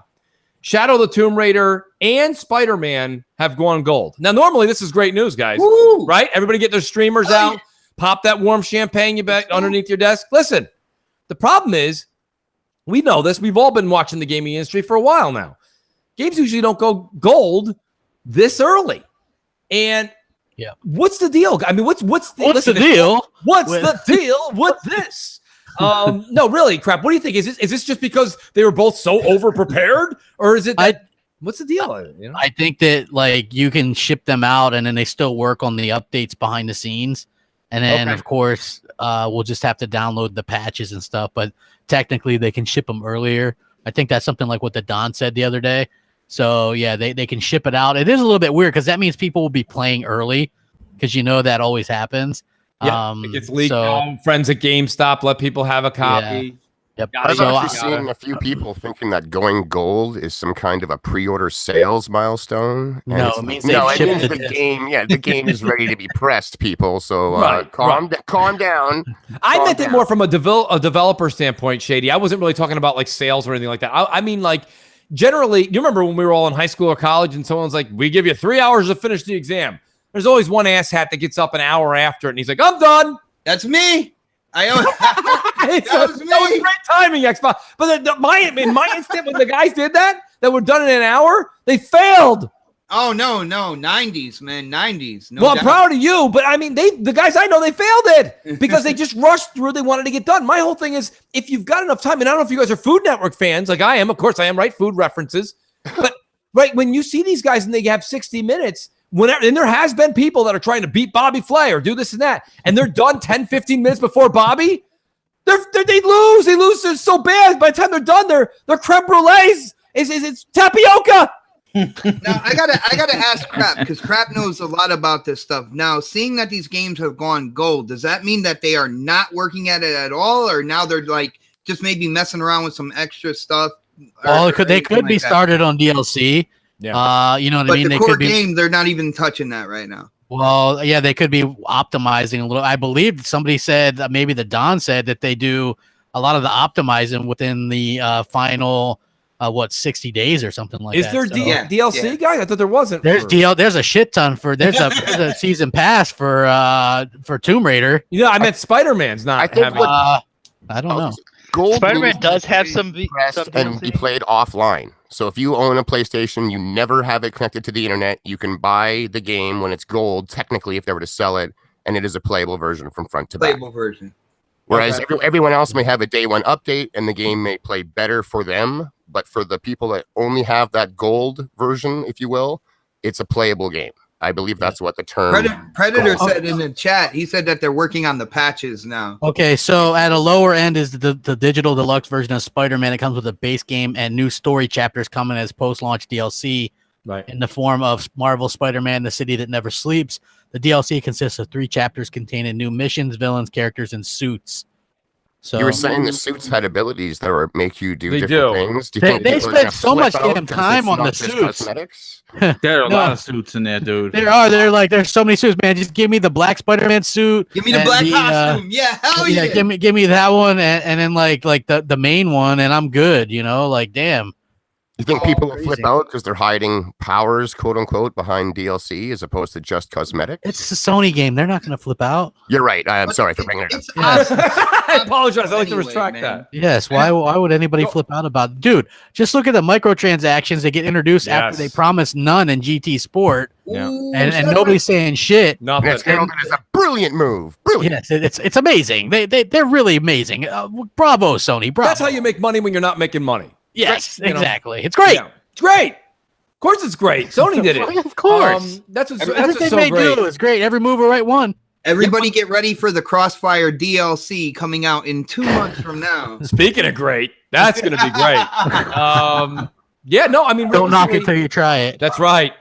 Goldblum, I think you were going to say something about Spider-Man. Were you chiming in? Yeah, I was just saying that it will have DLC. Yeah. But is it DLC story based? Yeah, they will have story-based DLC. Yes. Okay. No, there you go, folks. Right from Goldblum. I believe him. Now here's where I'm not. I do. But here's the thing. Listen, crap. I want to ask you a question. Me and you have the Spider-Man PS4 Pro.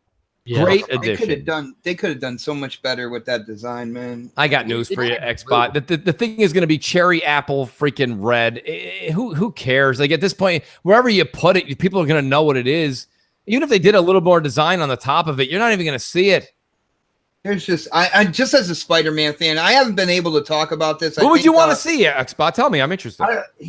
I mean, do something. I don't know. You could do something more original. Like if they have the Iron Spider suit in there, yes, make that the design. Okay, on top of the system, do something. It's so that glossy, real. Yeah. You got like the metallic gold going up. The gold, the white, the blue, the red. Yeah, absolutely. Exactly. Yeah. Something like that. But just to see red with a white spider on it, and like I said, I'm a Spider-Man fan. They could at least put the webbing behind the spider. The webbing would have been nice. You know? Yeah, a little webbing would be nice. Mooch, what they could have also done is the center of the PlayStation 4 Pro, they could have painted blue. Like the middle of his costume, and along the sides of the console, they could have painted it that Spider-Man blue, and it would have looked like almost his outfit was like draped over the console. But I still think it's a clean looking system, to be honest. It is. I listen. Clean. It's like one graphic and a color. I'm not a Spider-Man fan like half of you guys are. So, take this with a grain of salt. I think it looks fine. The red, of course, I can't showcase red when you have the rest of your entertainment center is black and it looks clean and neat. And all of a sudden you got this candy apple red thing sticking out. But nonetheless, I think it's a decent design. If you guys like Spider-Man, I know where Xbot's coming from, but Xbot, you're diehard, and I respect that. But I think most people are kind of satisfied. But what I was saying with crap was, why is it when you're buying the console? I think when you're getting a console, I think you should get all the DLC included. And I don't think we're getting it. 100%. That's no doubt about it, for sure. Right? Do you guys see that? People are really pointing out the blue LED light as like it adds to it. I'm like, really? Come on, man. Let's be real here. Yeah, the blue LED lights, that's the stretch because they all have that.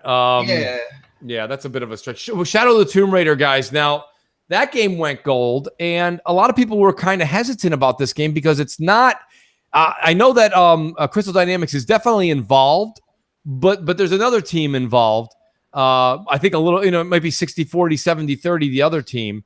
And crap, the fact that they went gold this early, again, I'm I'm not saying it's bad. I'm just saying because the game looks fantastic. It actually looks better than the last one. Awkward, man. That's awkward though. But it is weird, isn't it? That the B team that's supposedly working on it, which may end up being the A team, to do this and get done so ahead of time, it just seems revolutionary. We haven't seen that this generation. What game is that? Shadow of the Tomb Raider. Oh, Shadow of the Tomb Raider. Yeah, well, they're getting an assist from. They're getting an assist, right? Yeah, they're getting an assist from them, and they cranked $100 million into the game. So okay, this game I think this one might be better than Rise of the Tomb Raider.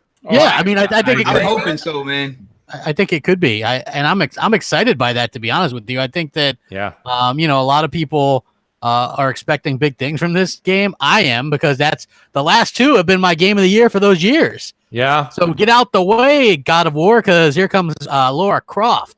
Right. I'm just saying. Yeah, I'm just saying. My whole thing with Shadow of the Tomb Raider is I played the other two. I liked the first one. The second one, I thought the gameplay was good, but there's something with Tomb Raider when they go into like supernatural and stuff towards the end of the story. And they didn't really do that in the second game. So yeah, spoilers out there for people who didn't beat the second one. There's no real like supernatural element to it. And I thought that's where it fell like short as a Tomb Raider story. So I'm hoping with Shadow, they bring it back to that and you get kind of like that supernatural element going towards the end of the story. If they do that, it's going to be a hit. Yeah. Right. Well, it's funny. I was just responding to Mad Jack. He was like, "Is Tomb Raider a clone of Uncharted?" It's actually the other way around. Yeah. Oh, forgive them. Because Tomb Raider came out way before Uncharted. So in fact, Uncharted's codename was Dude Raider when they were making.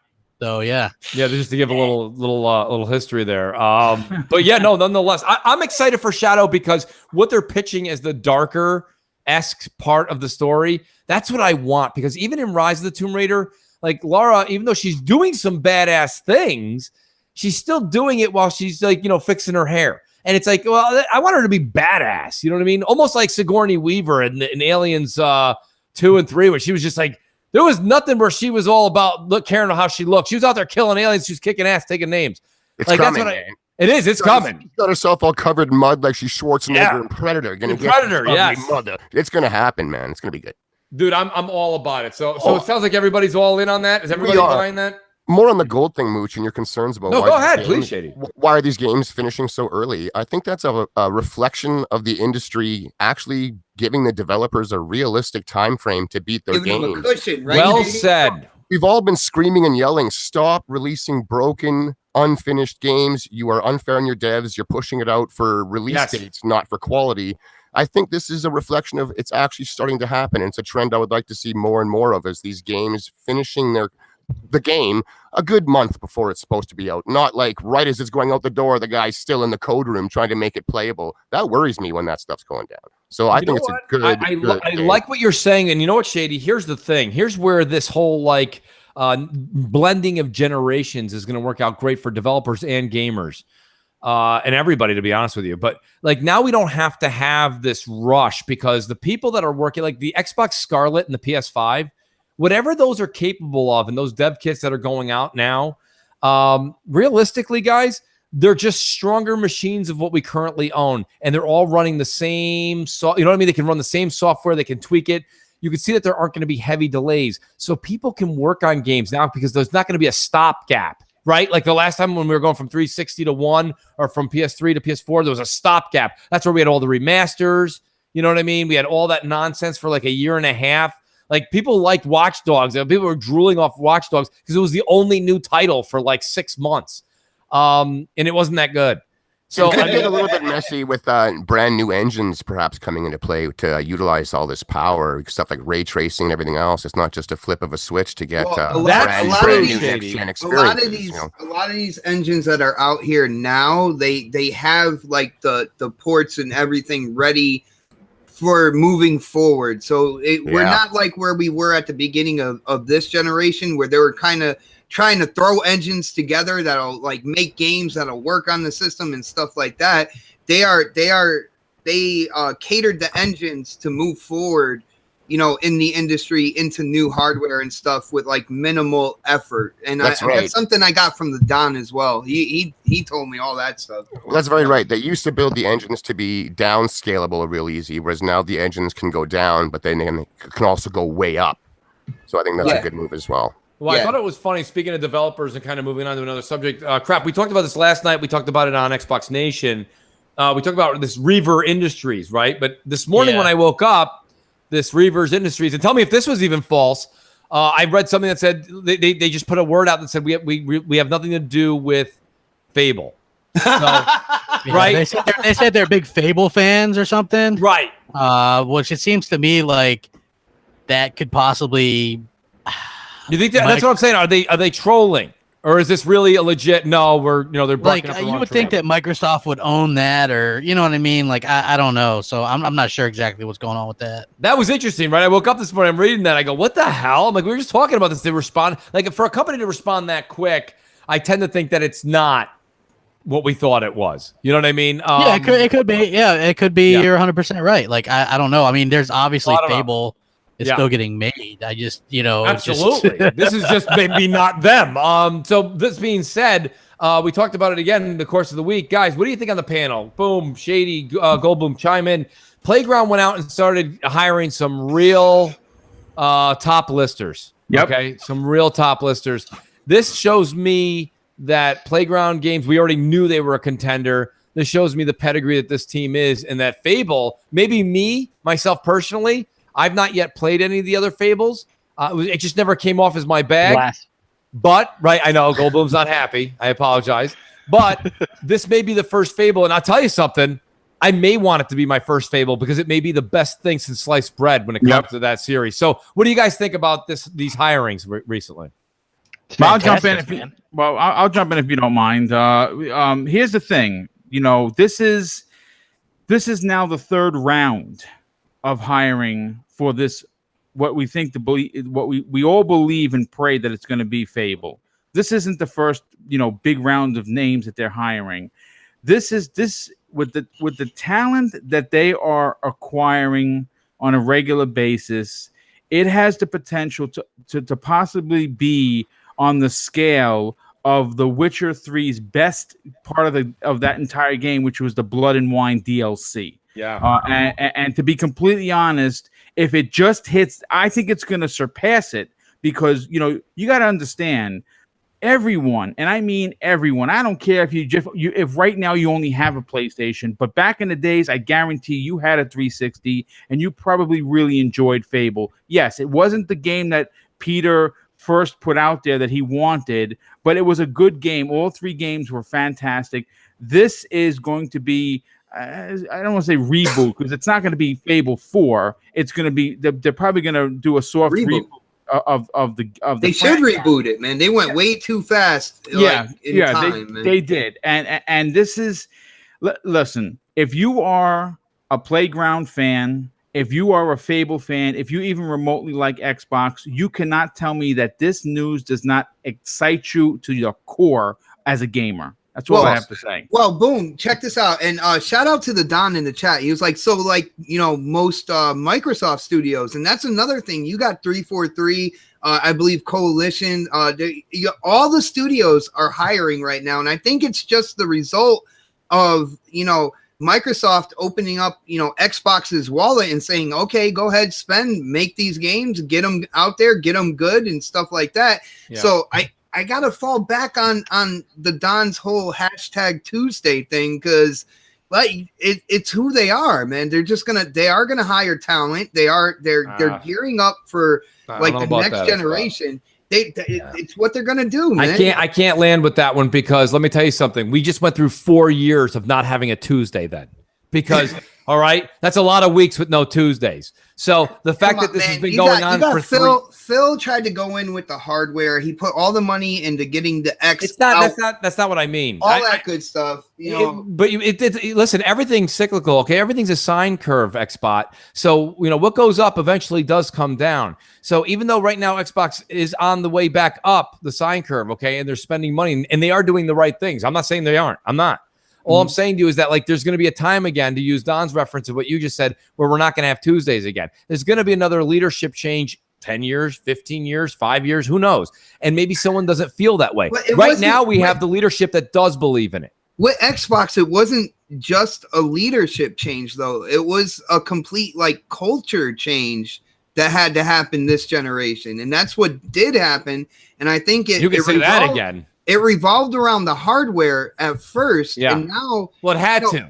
Phil Spencer, he has done and is doing everything that he said he was going to do with this. He got rid of the whole kind of like resolution power debate and stuff like that.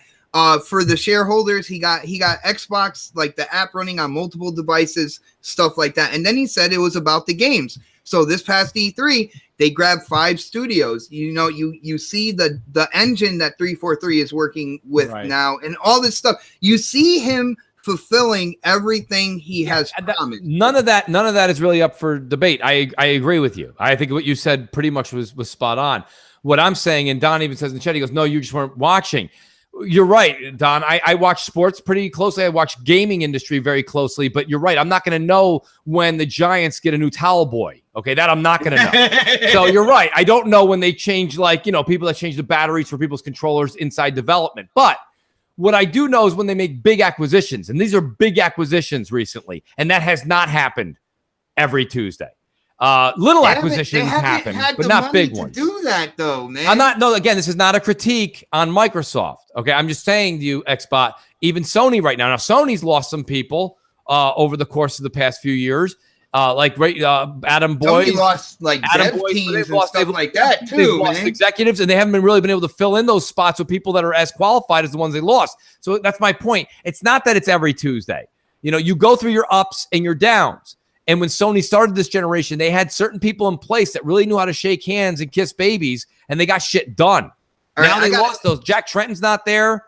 Okay. Adam Boyce isn't there. Those were people that really, really locked down those third-party deals and got the indie guys in there when they needed them. And now you see Sony doesn't have that kind of tie right now for 2 reasons. A, Microsoft's opened up the checkbook, but B, they don't have those people that are doing the phone calls and they have that meet and greet that they were in the industry for so long. All right, I'm going to hook you up right now, yo. Huge shout out to the Don again. And Don, DM, because Don DMs me every time there's another article about another person moving into a first-party studio under Xbox. So, Don, you need to start DMing Mooch as well, man. Yes, DM me. I want to know. I want to know when the new Latte Boy starts at 343.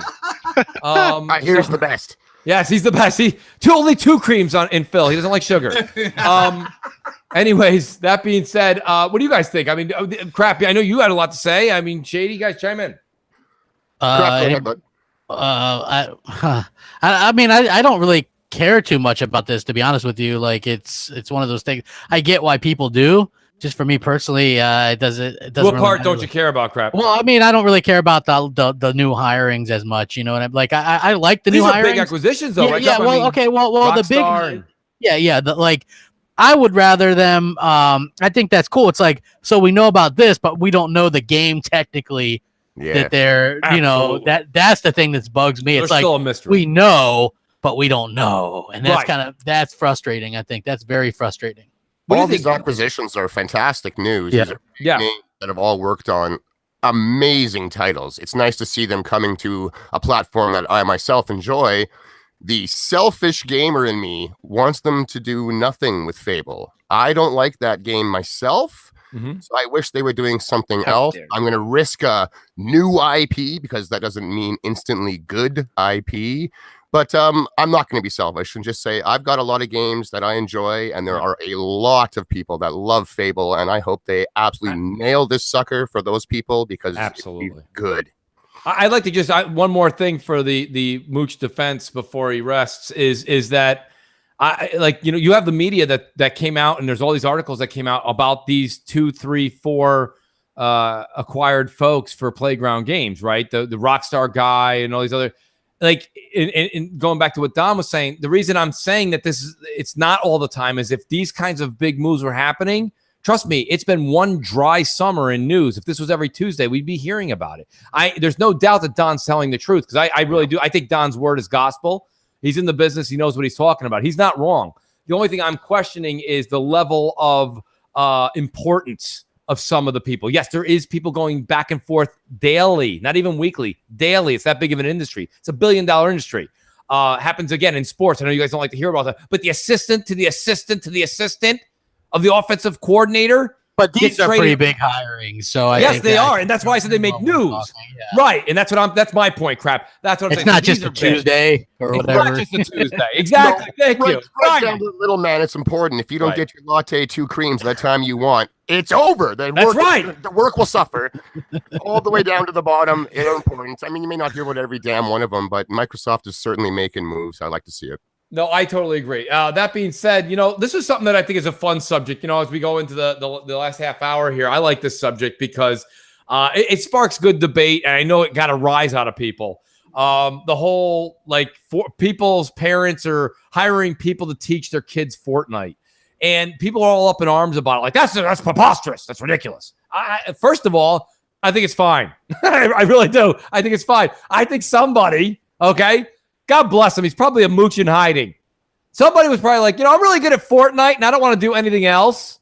So, hey, I'm charging $20 an hour to teach your kid, which, by the way, your kid stinks and he's getting killed by his friends. Your own revenue, brother. Right? Exactly. So good for that person for making a living. What do you guys think of this article? Did it just hit your funny bone or did it piss you off? I think it's ridiculous that parents would do that. I think parents really I wouldn't do it, but I think it's funny. I think they need to have a hard look at themselves in the mirror and just man, I can see the mentality, man. Parents put a lot of money into getting their kid into hockey programs, football programs, baseball, in the hopes that they'll make it big. Whereas, even today's world, esports is big money. It is. If you're winning, you're basically a millionaire. Like your entry level wage is damn near $250,000 just to be a part of these leagues, let alone what you're winning. So I can see the mentality of the parents. Like, if you're going to sit here and play these games all day, every day, why not get good? So maybe you can make a living off of it. And I was also going to say my going rate is $19.99 an hour. So he's like, I'm available Saturday through Friday. That's right. I got no problem. That's great. I think the wheels have fallen off. It could be crap. I'm not saying you're wrong. I don't think anyone's wrong here. I'm just interested in the. Hey, Boom. I want to hear what you think about this. What if, you say your nephew, right? He stops by and he's like, Uncle Boom, right? I'd like to hear him say that too. Could you tape it for me, Uncle Boom? I was wondering if you wouldn't mind footing the bill this $100 this month. I gotta really get up on my Fortnite game. What do you think about this?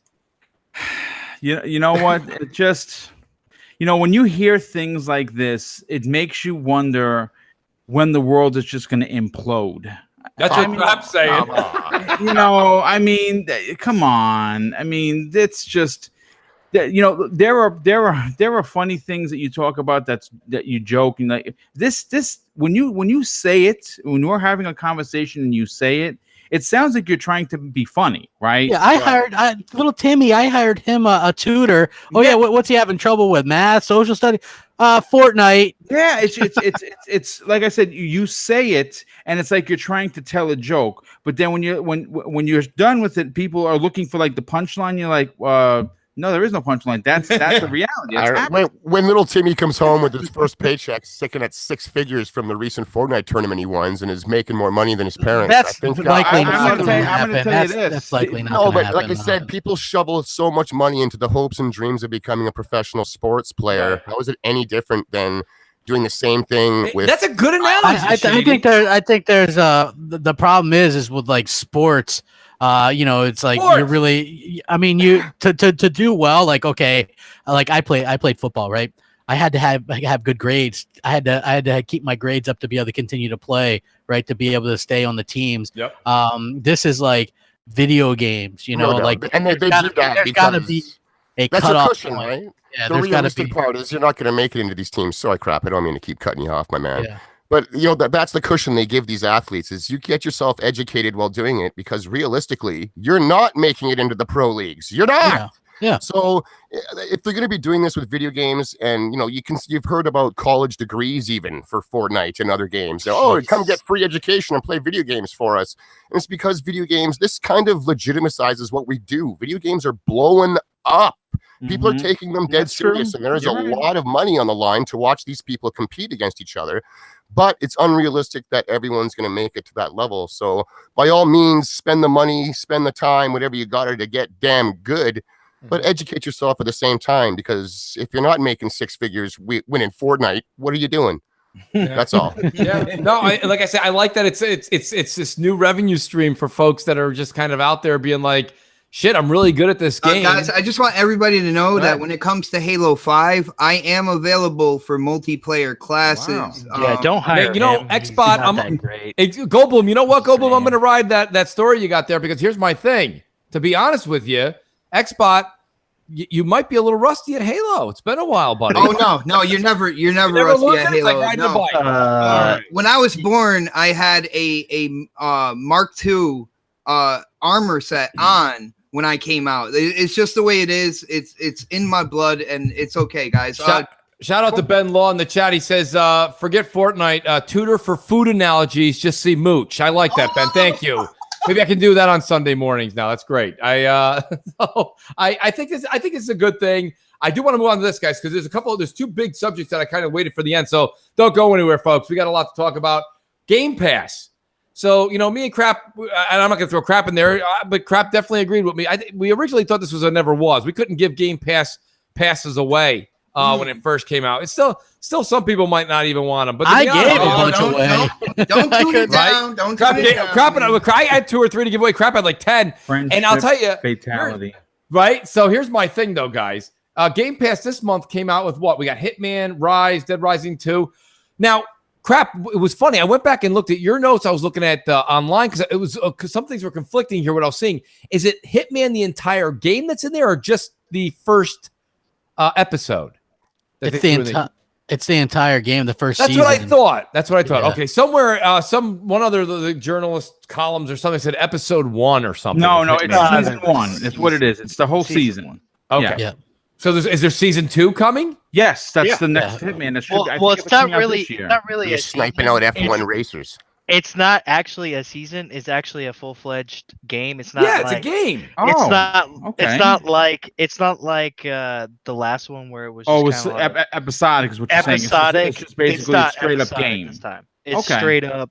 You know, you get everything, all the content together with it.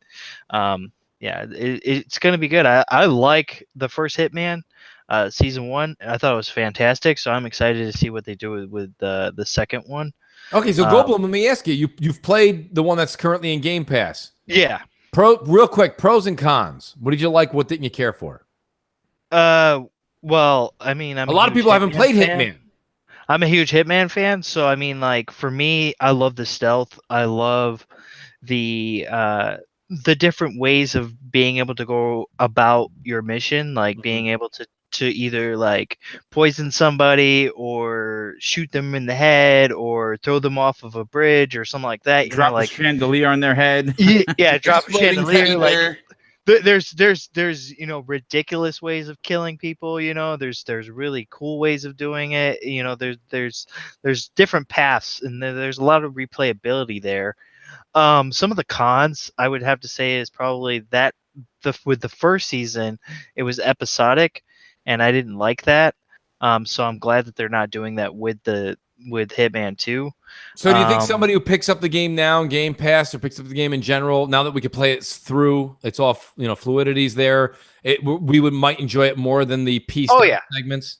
Yeah, you definitely will enjoy it more, because you get the full story at that moment, and it was kind of funny that, like, when it first came out, everybody was like pissed that it was episodic, right? And it was really for them to just build this game, because there hasn't been a really good Hitman game since probably even before Absolution. I think it was Blood Money, I think it was, and everybody was just kind of like I'm kind of tired on the series and things like that. So, now that this one came out, they're like, well, let's actually do an actual, full-fledged game coming out without episodes. Just give them the whole entire game. And it looks like, from what I've seen, it's going to be the same guys who did the first season. So yeah, see, I know. I've never interactive, yeah. I've never played a Hitman game, so I'm interested now with Game Pass. Now I know Crap You does. should play it. If you like stealth games, if you like Splinter Cell, if you're here's into my thing, Assassin's Goldblum. Creed, play that. Here's my problem. Okay, I'm actually terrible at stealth games because here's me, right? Good at it. I stealth. It's not about being good at it. I stealth. Then I'm the guy who hits the chandelier. It crashes down in the ballroom, and then I do one of those like Han Solo gifts where I shrug my shoulders, like, "Oops." You know what I mean? Like I'm like, and then everybody comes after me. You know, and the game completely changes because everyone's like, "Oh shit! Well, I went through the ballroom and didn't do that." And it's like, how did you not do that? Like you had like 50 guards on the right hand side. You're gonna get caught. And you're like, no, you'd have to do it. Like I don't think that way. I think guns blazing because I'm old school gaming. Well, you like, can go guns blazing. You just have to put it probably on easy mode. Most people it's a little stealth hard. until the third guy sees them, and then they just go guns blazing, Mooch style. Exactly, Shady. That's me. I get like 2 or 3 stealth, and I'm like, yo, this stealth thing is great. And then all of a sudden, I'm kicking tables over and fighting everybody. But the game, take the game on crap mode. You know, like crap. Yeah, well, I mean, I might have to. I don't know. I personally just think that's my issue. That's why I never got into the Dishonoreds and the Thieves and it just wasn't my bag. Not your bag. Well, that's not my bag, baby. That's the thing with stealth games is like the more difficult you make the mode, the harder it really does become because of the fact that, you know, the AI is more intuitive to what you're doing. By the way, your Goldblum really came out in that segment. That was great. That was awesome, by the way. I'm actually going to go back and listen to this part again. That was awesome. I love it. I love having Goldblum on. He's great. No, what do you guys think? Now, the other thing I want to talk about is this. 4K Halo images are coming out, guys. Dude, it looks great. It does look great. Yeah, it does. Hold on just 1 second here. In regards to Game Pass, did you notice this Go month? ahead, Shady. My fault, yeah. This month, we didn't know what they were until they launched. Until the first. August 1st. Yeah. You know why that happened is because as an example, I bought Ruiner in the Ultimate Game Sale. Okay. Which was 2 weeks prior. You know what I mean? Oh, I saw your tweet about this. So I paid money for Ruiner because it was an awesome sale. So I'm like, yeah, I'll get that. And now I find out, because they didn't announce what games were coming to Game Pass early like they used to, on the day, hey, Ruiner is in Game Pass for free. You know, that subscription service you pay us money for. That pisses me off. EA does this a lot. They give their games away damn near for a wicked sale, and then all of a sudden it's in EA Access the week after or 2 weeks later. They need to be more transparent. If someone wants to buy the game, they're not going to be. They are not going to be. Well, if they don't want me to become saleophobic, quote unquote, and be afraid of the sale, thinking that the reason it's happening is because it's about to be in a service I'm already subscribed to. It's a good point. I will not that's buy why it. I never buy any games. And then if it doesn't show up on that service, bro, now I'm pissed because I missed an awesome sale. This needs to be addressed. I feel they can't be doing this, man. It's not good. But that's the thing. Those sales come up all the time. Like there's always a new sale. Like, and they're always like pretty much the same games. So I mean, it happens, but pretty much isn't all. That's my point. Yeah, but Ruiner wasn't for sale for this price, which is why I bought it now. And then a week later, it's in Game Pass. Shady. Listen, you have a point. You know, Crap. This happened with Crap, but Crap wasn't upset about it because, to be honest with you, I'm the one. Here's a reverse situation. Even though I'm with Shady on this point, is Crap wrote me and he says, "Hey Mooch, I know you've been talking about Fallout 4. It's $10 on sale." And there's another mishap that me and Predator got into, where Xbox had it for free. And I warned you that they would fix that mistake. He's like, they'll fix that. And I'm like, well, it downloaded. I even played it. And then they took it back. And but anyways, that's neither here nor there. Now, I have Game Pass. Crap has Game Pass. Crap bought Fallout 4 for $10, which was a great deal. And I said, well, I got it in Game Pass. I didn't buy it. I'm kind of pissed that I didn't buy it for $10. I know it will be $10 again because the game just continuously gets older. But like the point of the matter is that I think Shady's got a point. I want to kind of go back to his thing. And here's the thing, Xbot.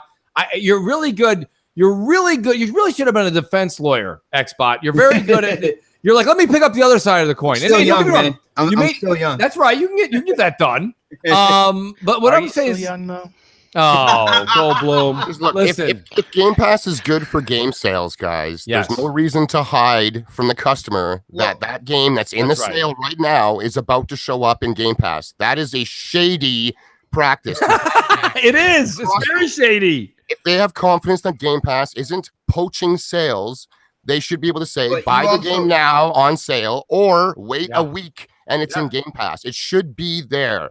You should know that it's coming. Shady, you're also dealing with more than just Xbox on there. You have the dev team and stuff. I know, and all of them. I'm not saying it's Xbox at fault. It's the devs. It's everyone. If you're going to do this, it should be transparent where it's going. I don't like feeling like I wasted my money on a game that I want to play because it's now available in a service that I pay them money to have access to. No, Shady, I agree with you like 110%. It's just that when it comes down to it, we're dealing with corporations here, and no matter how many times people are like, well, Xbox is pro gamer, or people out there, Sony's pro gamer for this or that or whatever. At the end of the day, the main definition of a corporation is they're trying to make as much money as possible. They are, no doubt. And as a customer, I'm telling them if they want to keep doing it from my wallet, be more transparent. Like this is going to let me ask you a whale from sales. Do you understand? Next time a big game's on sale, I might not buy it because I think it's about to show up in Game Pass. Right. But if it doesn't show up, I'm pissed because I missed the sale. If it does show up, I'm pissed because I bought it. But that's the thing, Shady. Do you regret that you bought the game because it was on sale? Yes. Or do you regret it because you bought the game and the game sucks? No, I enjoy because if the game is actually good, then why should you complain about it? I enjoy the fucking game enough. I enjoy it. I don't enjoy the fact don't complain about buying the game. I didn't have to spend money on it. How much was it? Could have been $1 is the point. $1 is too much if it's going to show up in a service that I'm already subscribed to virtually the next day without telling me. You just solidified a spot on next podcast whenever you want, brother. It is a shady deal. I have to agree with Shady on that. It is, because here's the thing, guys, and don't get me wrong, Goldblum, you actually made a great point early on. You said it's not necessarily shady. So shady. because you guys gotta think about it this way. This is a business. This is but you know what though? They're about. They have to make money. That's an indie game, by the way. So an indie game. So what do you mean? So well, I don't care. Like it's an indie game. $1 game is too much for the practice that was just done to me. If they're agreeing to be in Game Pass, they should agree to be advertised to be in Game Pass. Yeah, I agree. Yes. I mean, I guess, but I mean, it's odd though. It's literally a business decision on their part. You're waiting in line, Goldblum, and you're waiting at this long line. It's like 12 hours to get into this movie. You're like, I got to get tickets. It's that. All of a sudden, the guy starts walking up and down. He's like, listen, these hamburgers they're a little old, so I'm going to go ahead and give you a break. These were $5, $2 a hamburger. And that's pretty damn good. I'll pay $2. They're a little bit old. And then all of a sudden, an hour later, the guy's like, I got to close and go home. My family's not feeling so well. Eat the rest of the hamburgers on the house. You're like, dude! He doesn't feel so well like Spider-Man. To your comment, Goldblum, I'm not a corporation. I'm a customer. I don't care what they're supposed to do. Let them figure it out. As a customer, I don't like this, and I'm letting them know. Yeah. Stop doing it. Yeah, they should be either more transparent or space out the entry into Game Pass. Correct. Yes. Either or, absolutely. Yep. Yeah, I mean, now I got news for you. Why would they do that if they're going to make money off of it? But Shady, hear me out. But Shady, they're risking my business by continuing doing this. That's why. No, they're not. Because guess what? The next game sale that comes up, you're going to buy a game on that. And if it shows up in Game Pass, oh man. Yeah, you're going to be pissed about it. He's like, time to get in the car and drive to Redmond. Hey, I just know I spend a lot of money on games. I buy a lot of games in sales, and if this becomes the new way of things, I'm not going to take advantage of sales anymore. And then when they don't show up in Game Pass, I'm pissed because I missed the game on sale. Yeah, it's really a conundrum. It's hard. It's hard to argue with though, Goldblum. I know you and Xbot are like both like Perry Masons on the attack, but my whole thing, Another thing everybody in the chat's looking up right now. Perry Mason. You should have heard our chat yesterday about Columbo. Columbo went over real well, crap. Yeah. Stephen Roush. What's a Columbo? He says a lot of games were on sale. It wasn't on purpose. Stephen, you got to understand. I understand that somebody wasn't there when Shady bought it and they were like, like it didn't happen like that. Of course, nobody's like sinister, but it's very, very. It's a corporate move. It's a corporate move. It's not. Microsoft. I'm all for business, but that's not good. Moves like that. Not like that. No. Or as Foxy would say, not like this. Not like this. I love that. That's one great. that does that. You're acting like Microsoft is not at all. The industry Everybody does it. Shouldn't do this. I don't care if everyone does it. I want everyone to stop. I'm not saying Microsoft is guilty. Right, he's not saying only Microsoft. It's this practice as a whole in the entire industry. Please go away. Be more transparent where these will be available, where they won't, and when. That's all. Yeah. Can I just say? They can make money off of it.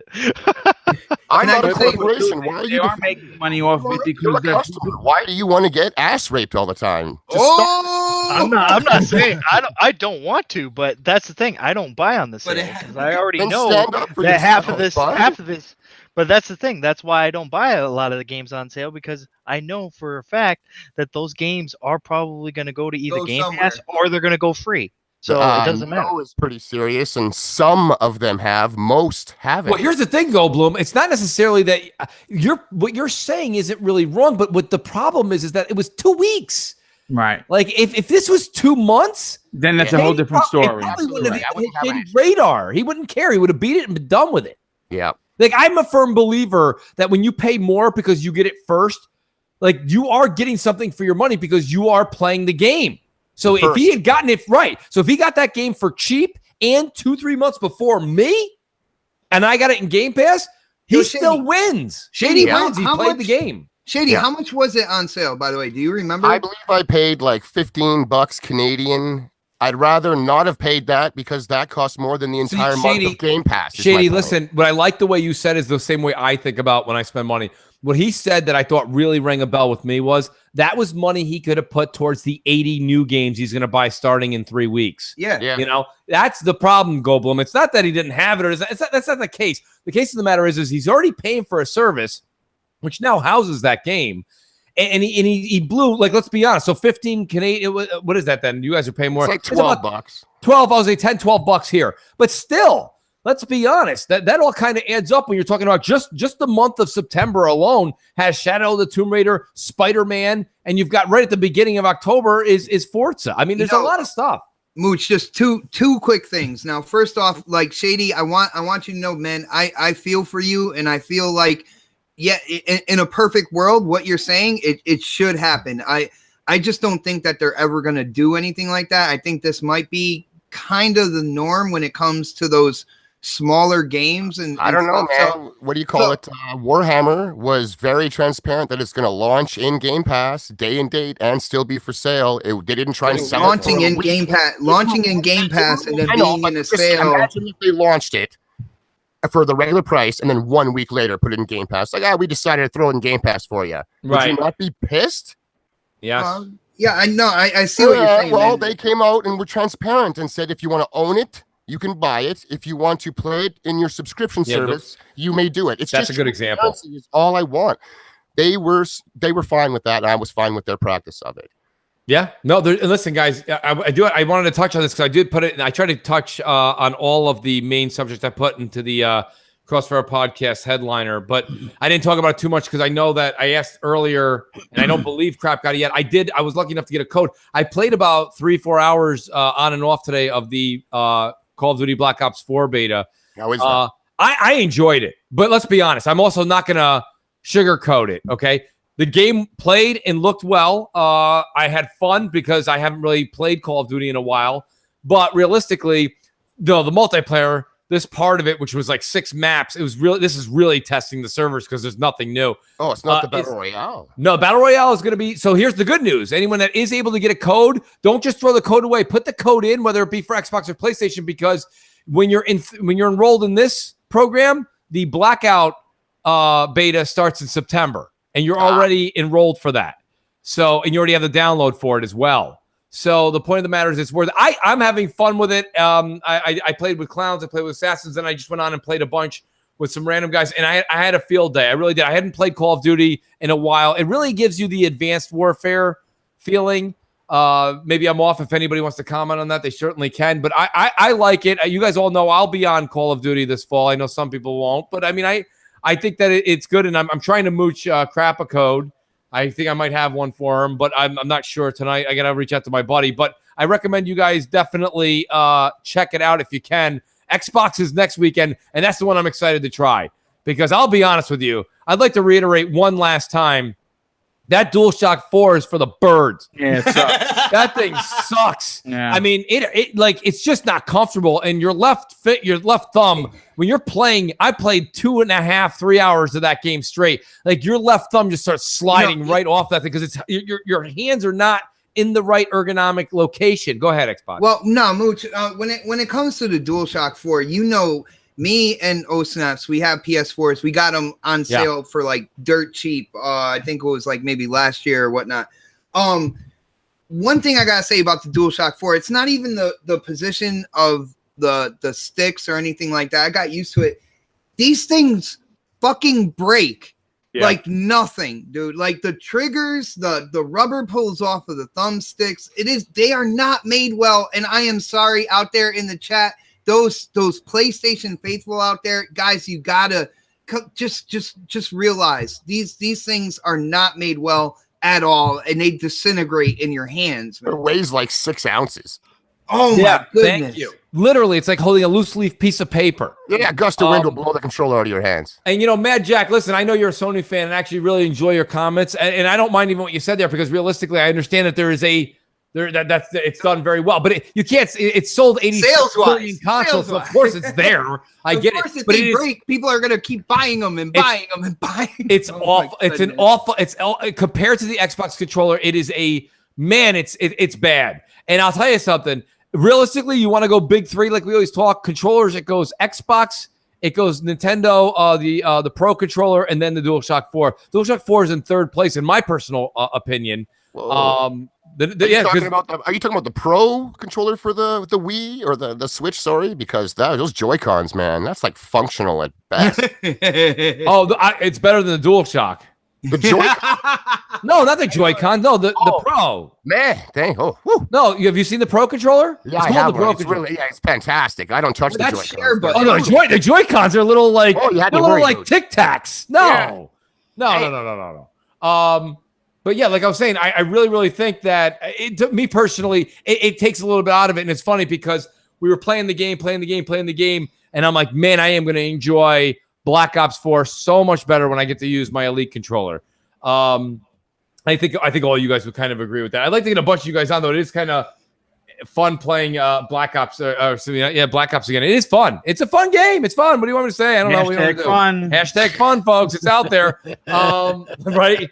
Crap. I'll get you a code. We'll have fun. We'll figure out the whole how to get a that's a big pass unless I win on PlayStation. Yeah, that's a big pass for me unless I win into one of these contests I'm in. I wouldn't even bother. Yeah, if you're not into it, booming, you're not into the whole multiplayer thing on that. I can see where this is a pass for you. I do. I get it. I mean, you've clearly. I know you're not playing Fortnite, boom. No. And I know you don't have 250 hours in the PUBG. No. So Blackout's I not bought going to. the game. I bought PUBG. I played maybe 2 hours, and Fortnite I've played a couple of times. It's not your bag. Yeah, it's not my bag. I'd rather play Titanfall 2, to be honest. Well, you know what's funny? And Chris Cruel, just real quick in the chat, boom, he says Switch Pro controller is beast. Yes. It's in my hand. Yeah. Listen, it really, really, in all honesty, there's a lot of people that like it almost better than the Xbox. When I just personally, it's a strong controller. It really is. The charge lasts about 40 hours, which is ridiculous. Yeah. Where the PlayStation one's 3 hours. Yes, I think that's why the PlayStation 4 controller the numbers are up like they are. Most guys, myself included, that have a PlayStation 4 have another controller because I don't want to be wired. And every 3-4 hours, I have to charge the damn thing. So I have it for a new one. Well, yeah, and that's because of the internal battery. I think had an external you could do, we wouldn't have that problem. People are going a little too far with like how the controller hurts their hands and stuff like that. If it does, I do feel bad for you. I never had anything where the controller was cramping up my hands or my thumbs. On the DualShock? Right? Yeah, on the DualShock. Never had anything like that. But I gotta say, I don't know, man. The materials that they use for this thing and how they put it together, it is one of the cheapest controllers I have ever played with. And I used to play on Tiger handhelds growing up. So that's saying something right there, man. It is horrible. And I don't know why PlayStation fans don't say anything about this. Like it's crazy. I don't know. The only thing I can think of, is that like, it's funny because Greg Miller brought it up once on a show when they brought up controllers, and he was like, I don't know. He's like, I don't have a problem with DualShock 4. He goes, I understand. I think the Xbox One's. It's always fun to hear him try to pay Xbox a compliment. It's almost like a person who's constipated. They're like, he's like, well, and he just kind of like barks around it forever. And it's like, dude, it's just a better controller. Stop it. That being said, guys, we have hit the 2-hour mark. Just like that. Yeah, Crossfire goes fast, especially when you have a night like tonight, folks. I didn't even get to the other 85 topics I had. Well, Mooch, I just got to say, I think that Shady is the MVP tonight. I thought it was a great idea. To have him on, man. This was great. Bring him on. That was awesome, man. I'm terribly sorry if I was cutting people off. It's not my intention. That's what we do on Crossfire. It's just a new group of guys, and we don't have our, it's not all down yet, but I think it'll go good if it were to happen again. Oh, I think it will happen again. I'll be honest with you, and that's what it's all about. Like that's what makes you a good guest on Crossfire. And Crap says all the time, you got to chime in. Crap, remember you say all the time on your show back before you got to double dutch, man. You got to double dutch in. You got to jump in, man. Boss hog your way in. That's what you got to do, man. If you don't, you kind of just sit there. You end up just grabbing a big bowl of popcorn and listening to the show. That being said, we'll go. I do have we do have a last second super chat. Imagine playing COD for the new Atari VCS. With the stick controller for PlayStation, used those third-party wannabe Xbox controllers. Eternal Shaddai. Thank you for that, buddy. I appreciate it. And I'm not sure where you're going with it. But nonetheless, I still appreciate it because you're the man. Guys, let's go in reverse order here. And I will start with... See, Goldblum, you said you go last, but you're always first on the way out. Dark Goldblum! Thanks for being here tonight, buddy. Yeah, man. You guys can find me on Twitter at Darkonomous. You can also find me on Xbox Live, the same name. You guys can check me out every Thursday on TSGP. That is the Saltiest Gaming Podcast at 9 p.m. Eastern, 6 p.m. Pacific. And you guys can always find me on the next podcast at 7 p.m. Eastern, 4 p.m. Pacific every Saturday. And definitely tune in this Saturday because Predator... Our good old buddy Predator H2S is giving away a game, so you do not want to miss out on that. Well, I do have a question. Can panel members enter? No. Well, I might have to come for episode 101 then. No, I'm kidding. I kid. Well, you're not a panel member, so you can. Well, I'm going to be on tomorrow. Oh, okay. Nobody knew about that yet, Mooch. Strike that. You're on tomorrow, then you. I thought you said you were going to let everybody know. He's like, I thought you said you were all right, Spider. My fault. All right, so Mooch, these are not the droids you're looking for. Not the droids you're looking for, folks. Don't tweet that out. All right, here, people. That being said, I'll go to our other guest. So Shady, awesome to have you on. Will not be the last time you're on. Loved how you kind of chimed in and just made yourself known. That's what I like on Crossfire because, as you could tell, it's a rowdy show, and that's why people love to come on Friday night. Let people know where they can find you, buddy. Everyone can find me at So Shady at the Sesh Empire on Twitter. Like I tell everyone, you're already in the damn thing, hence the Empire part. Why not stand up, get recognized, and become an agent? Throw me a follow. Have a good one. Nice, buddy, nice. Let's go to Senora Bombastic, who's probably doing a podcast right after this one. Boom! Where can people find you, buddy? My ass and back could not take another 2-hour show. I'm sorry. My ass and back. Great. Listen, real quick. So Shady is going to be on Breakfast with Boom next Friday morning. And I will be announcing the rest of the panel members. It looks like it's going to turn out to be another stacked show. Listen, if you're interested and you want some really cool live shows, I do 2 a week. Check out my channel on YouTube. And also, if you want to follow me on Twitter, it's at Mr. Boomstick XL. And listen, my DM's open. I like speaking with the community. And tonight's show was a rowdy one again, but really a lot of fun. Like I said, Crossfire needs Fridays and Crossfire go together so well. When one doesn't happen, it seems like the world is not right. I totally agree. It's like a smoke and a pancake, a bong and a blitz. I totally agree. I love it. So good. Guys, let's go to our next guy. Xbot 448. Who's confused with 844 once and again? Xbot. Going on? Yeah. Dude, I might need to use that tomorrow. But yeah, next podcast on my channel every Saturday at 7. This Saturday is episode number 100. Finally, we got to 100. I know I got some shit last week for the 99.5 or whatnot. I didn't think it was that big of a deal, but I got DMs on Twitter asking me what was going on with that whole thing. But yeah, and as you heard, we got M, we got Mooch. So since we have M, why not have C as well? Bring M and C on the show. So crap, yo, bring whatever you're doing with that Xbox, what's going on and stuff. It's Mooch and crap on with Xbox. Yeah. Episode 100. That's great. Check it out. Nice. Get to hang out with Crap for 5 days in a row. Crap, how about that? You guys might as well, like, I don't know, get like a really big house and just have everybody live there and call it the M&C estate or something like that, man. Episode 99.6. Sounds like a radio station. But it's gonna be fun. Yeah, guys, definitely. If you haven't checked out next podcast, tomorrow 7 p.m. on my channel, be there. It's gonna be a blast, Joe. Awesome, Xbot. Looking forward to it. And last but certainly not least, the man himself, DJ Crap Gamer. Crap, where can people find you? Just Crap Gamer reviews. I mean, yeah, and yeah, you know, I already warned Xbot no 3-hour show tomorrow. No. Yeah, please. Not at I all. was like, no, my ass is already hurting right now. I was like, I sent Mooch a gif. I was like, we got to get out of here, man. Yeah, I completely understand, Crap. I got to be honest. He's right. And I want to watch the Avengers Infinity Wars tomorrow night. So if Xbox goes over 2 hours, I'm screwed, baby. It's a really good movie, except for oh no, here comes. And I hate to say it, except for Dinklage. That guy cannot act his way out of a paper fucking bag. He is terrible. He is absolutely awful. Crap had a rant on this. He almost ruined that movie. I thought it was like one of the greatest one of the best things I ever saw. What do you mean, door? Like, I mean, God, go back to acting school or something, because that guy sucks. The guy got fired from Destiny, for Christ's sake. Come on. And he's sitting there in a Marvel movie? Jesus, come on. He said he got fired from Bungie. He did. Come on. He did. He's horrible. really did. If you guys watch that part, tell me that shit is not out of line with the rest of the movie and the rest of the acting. It's horrible. It's absolutely horrible. Dinklage. We need the handle.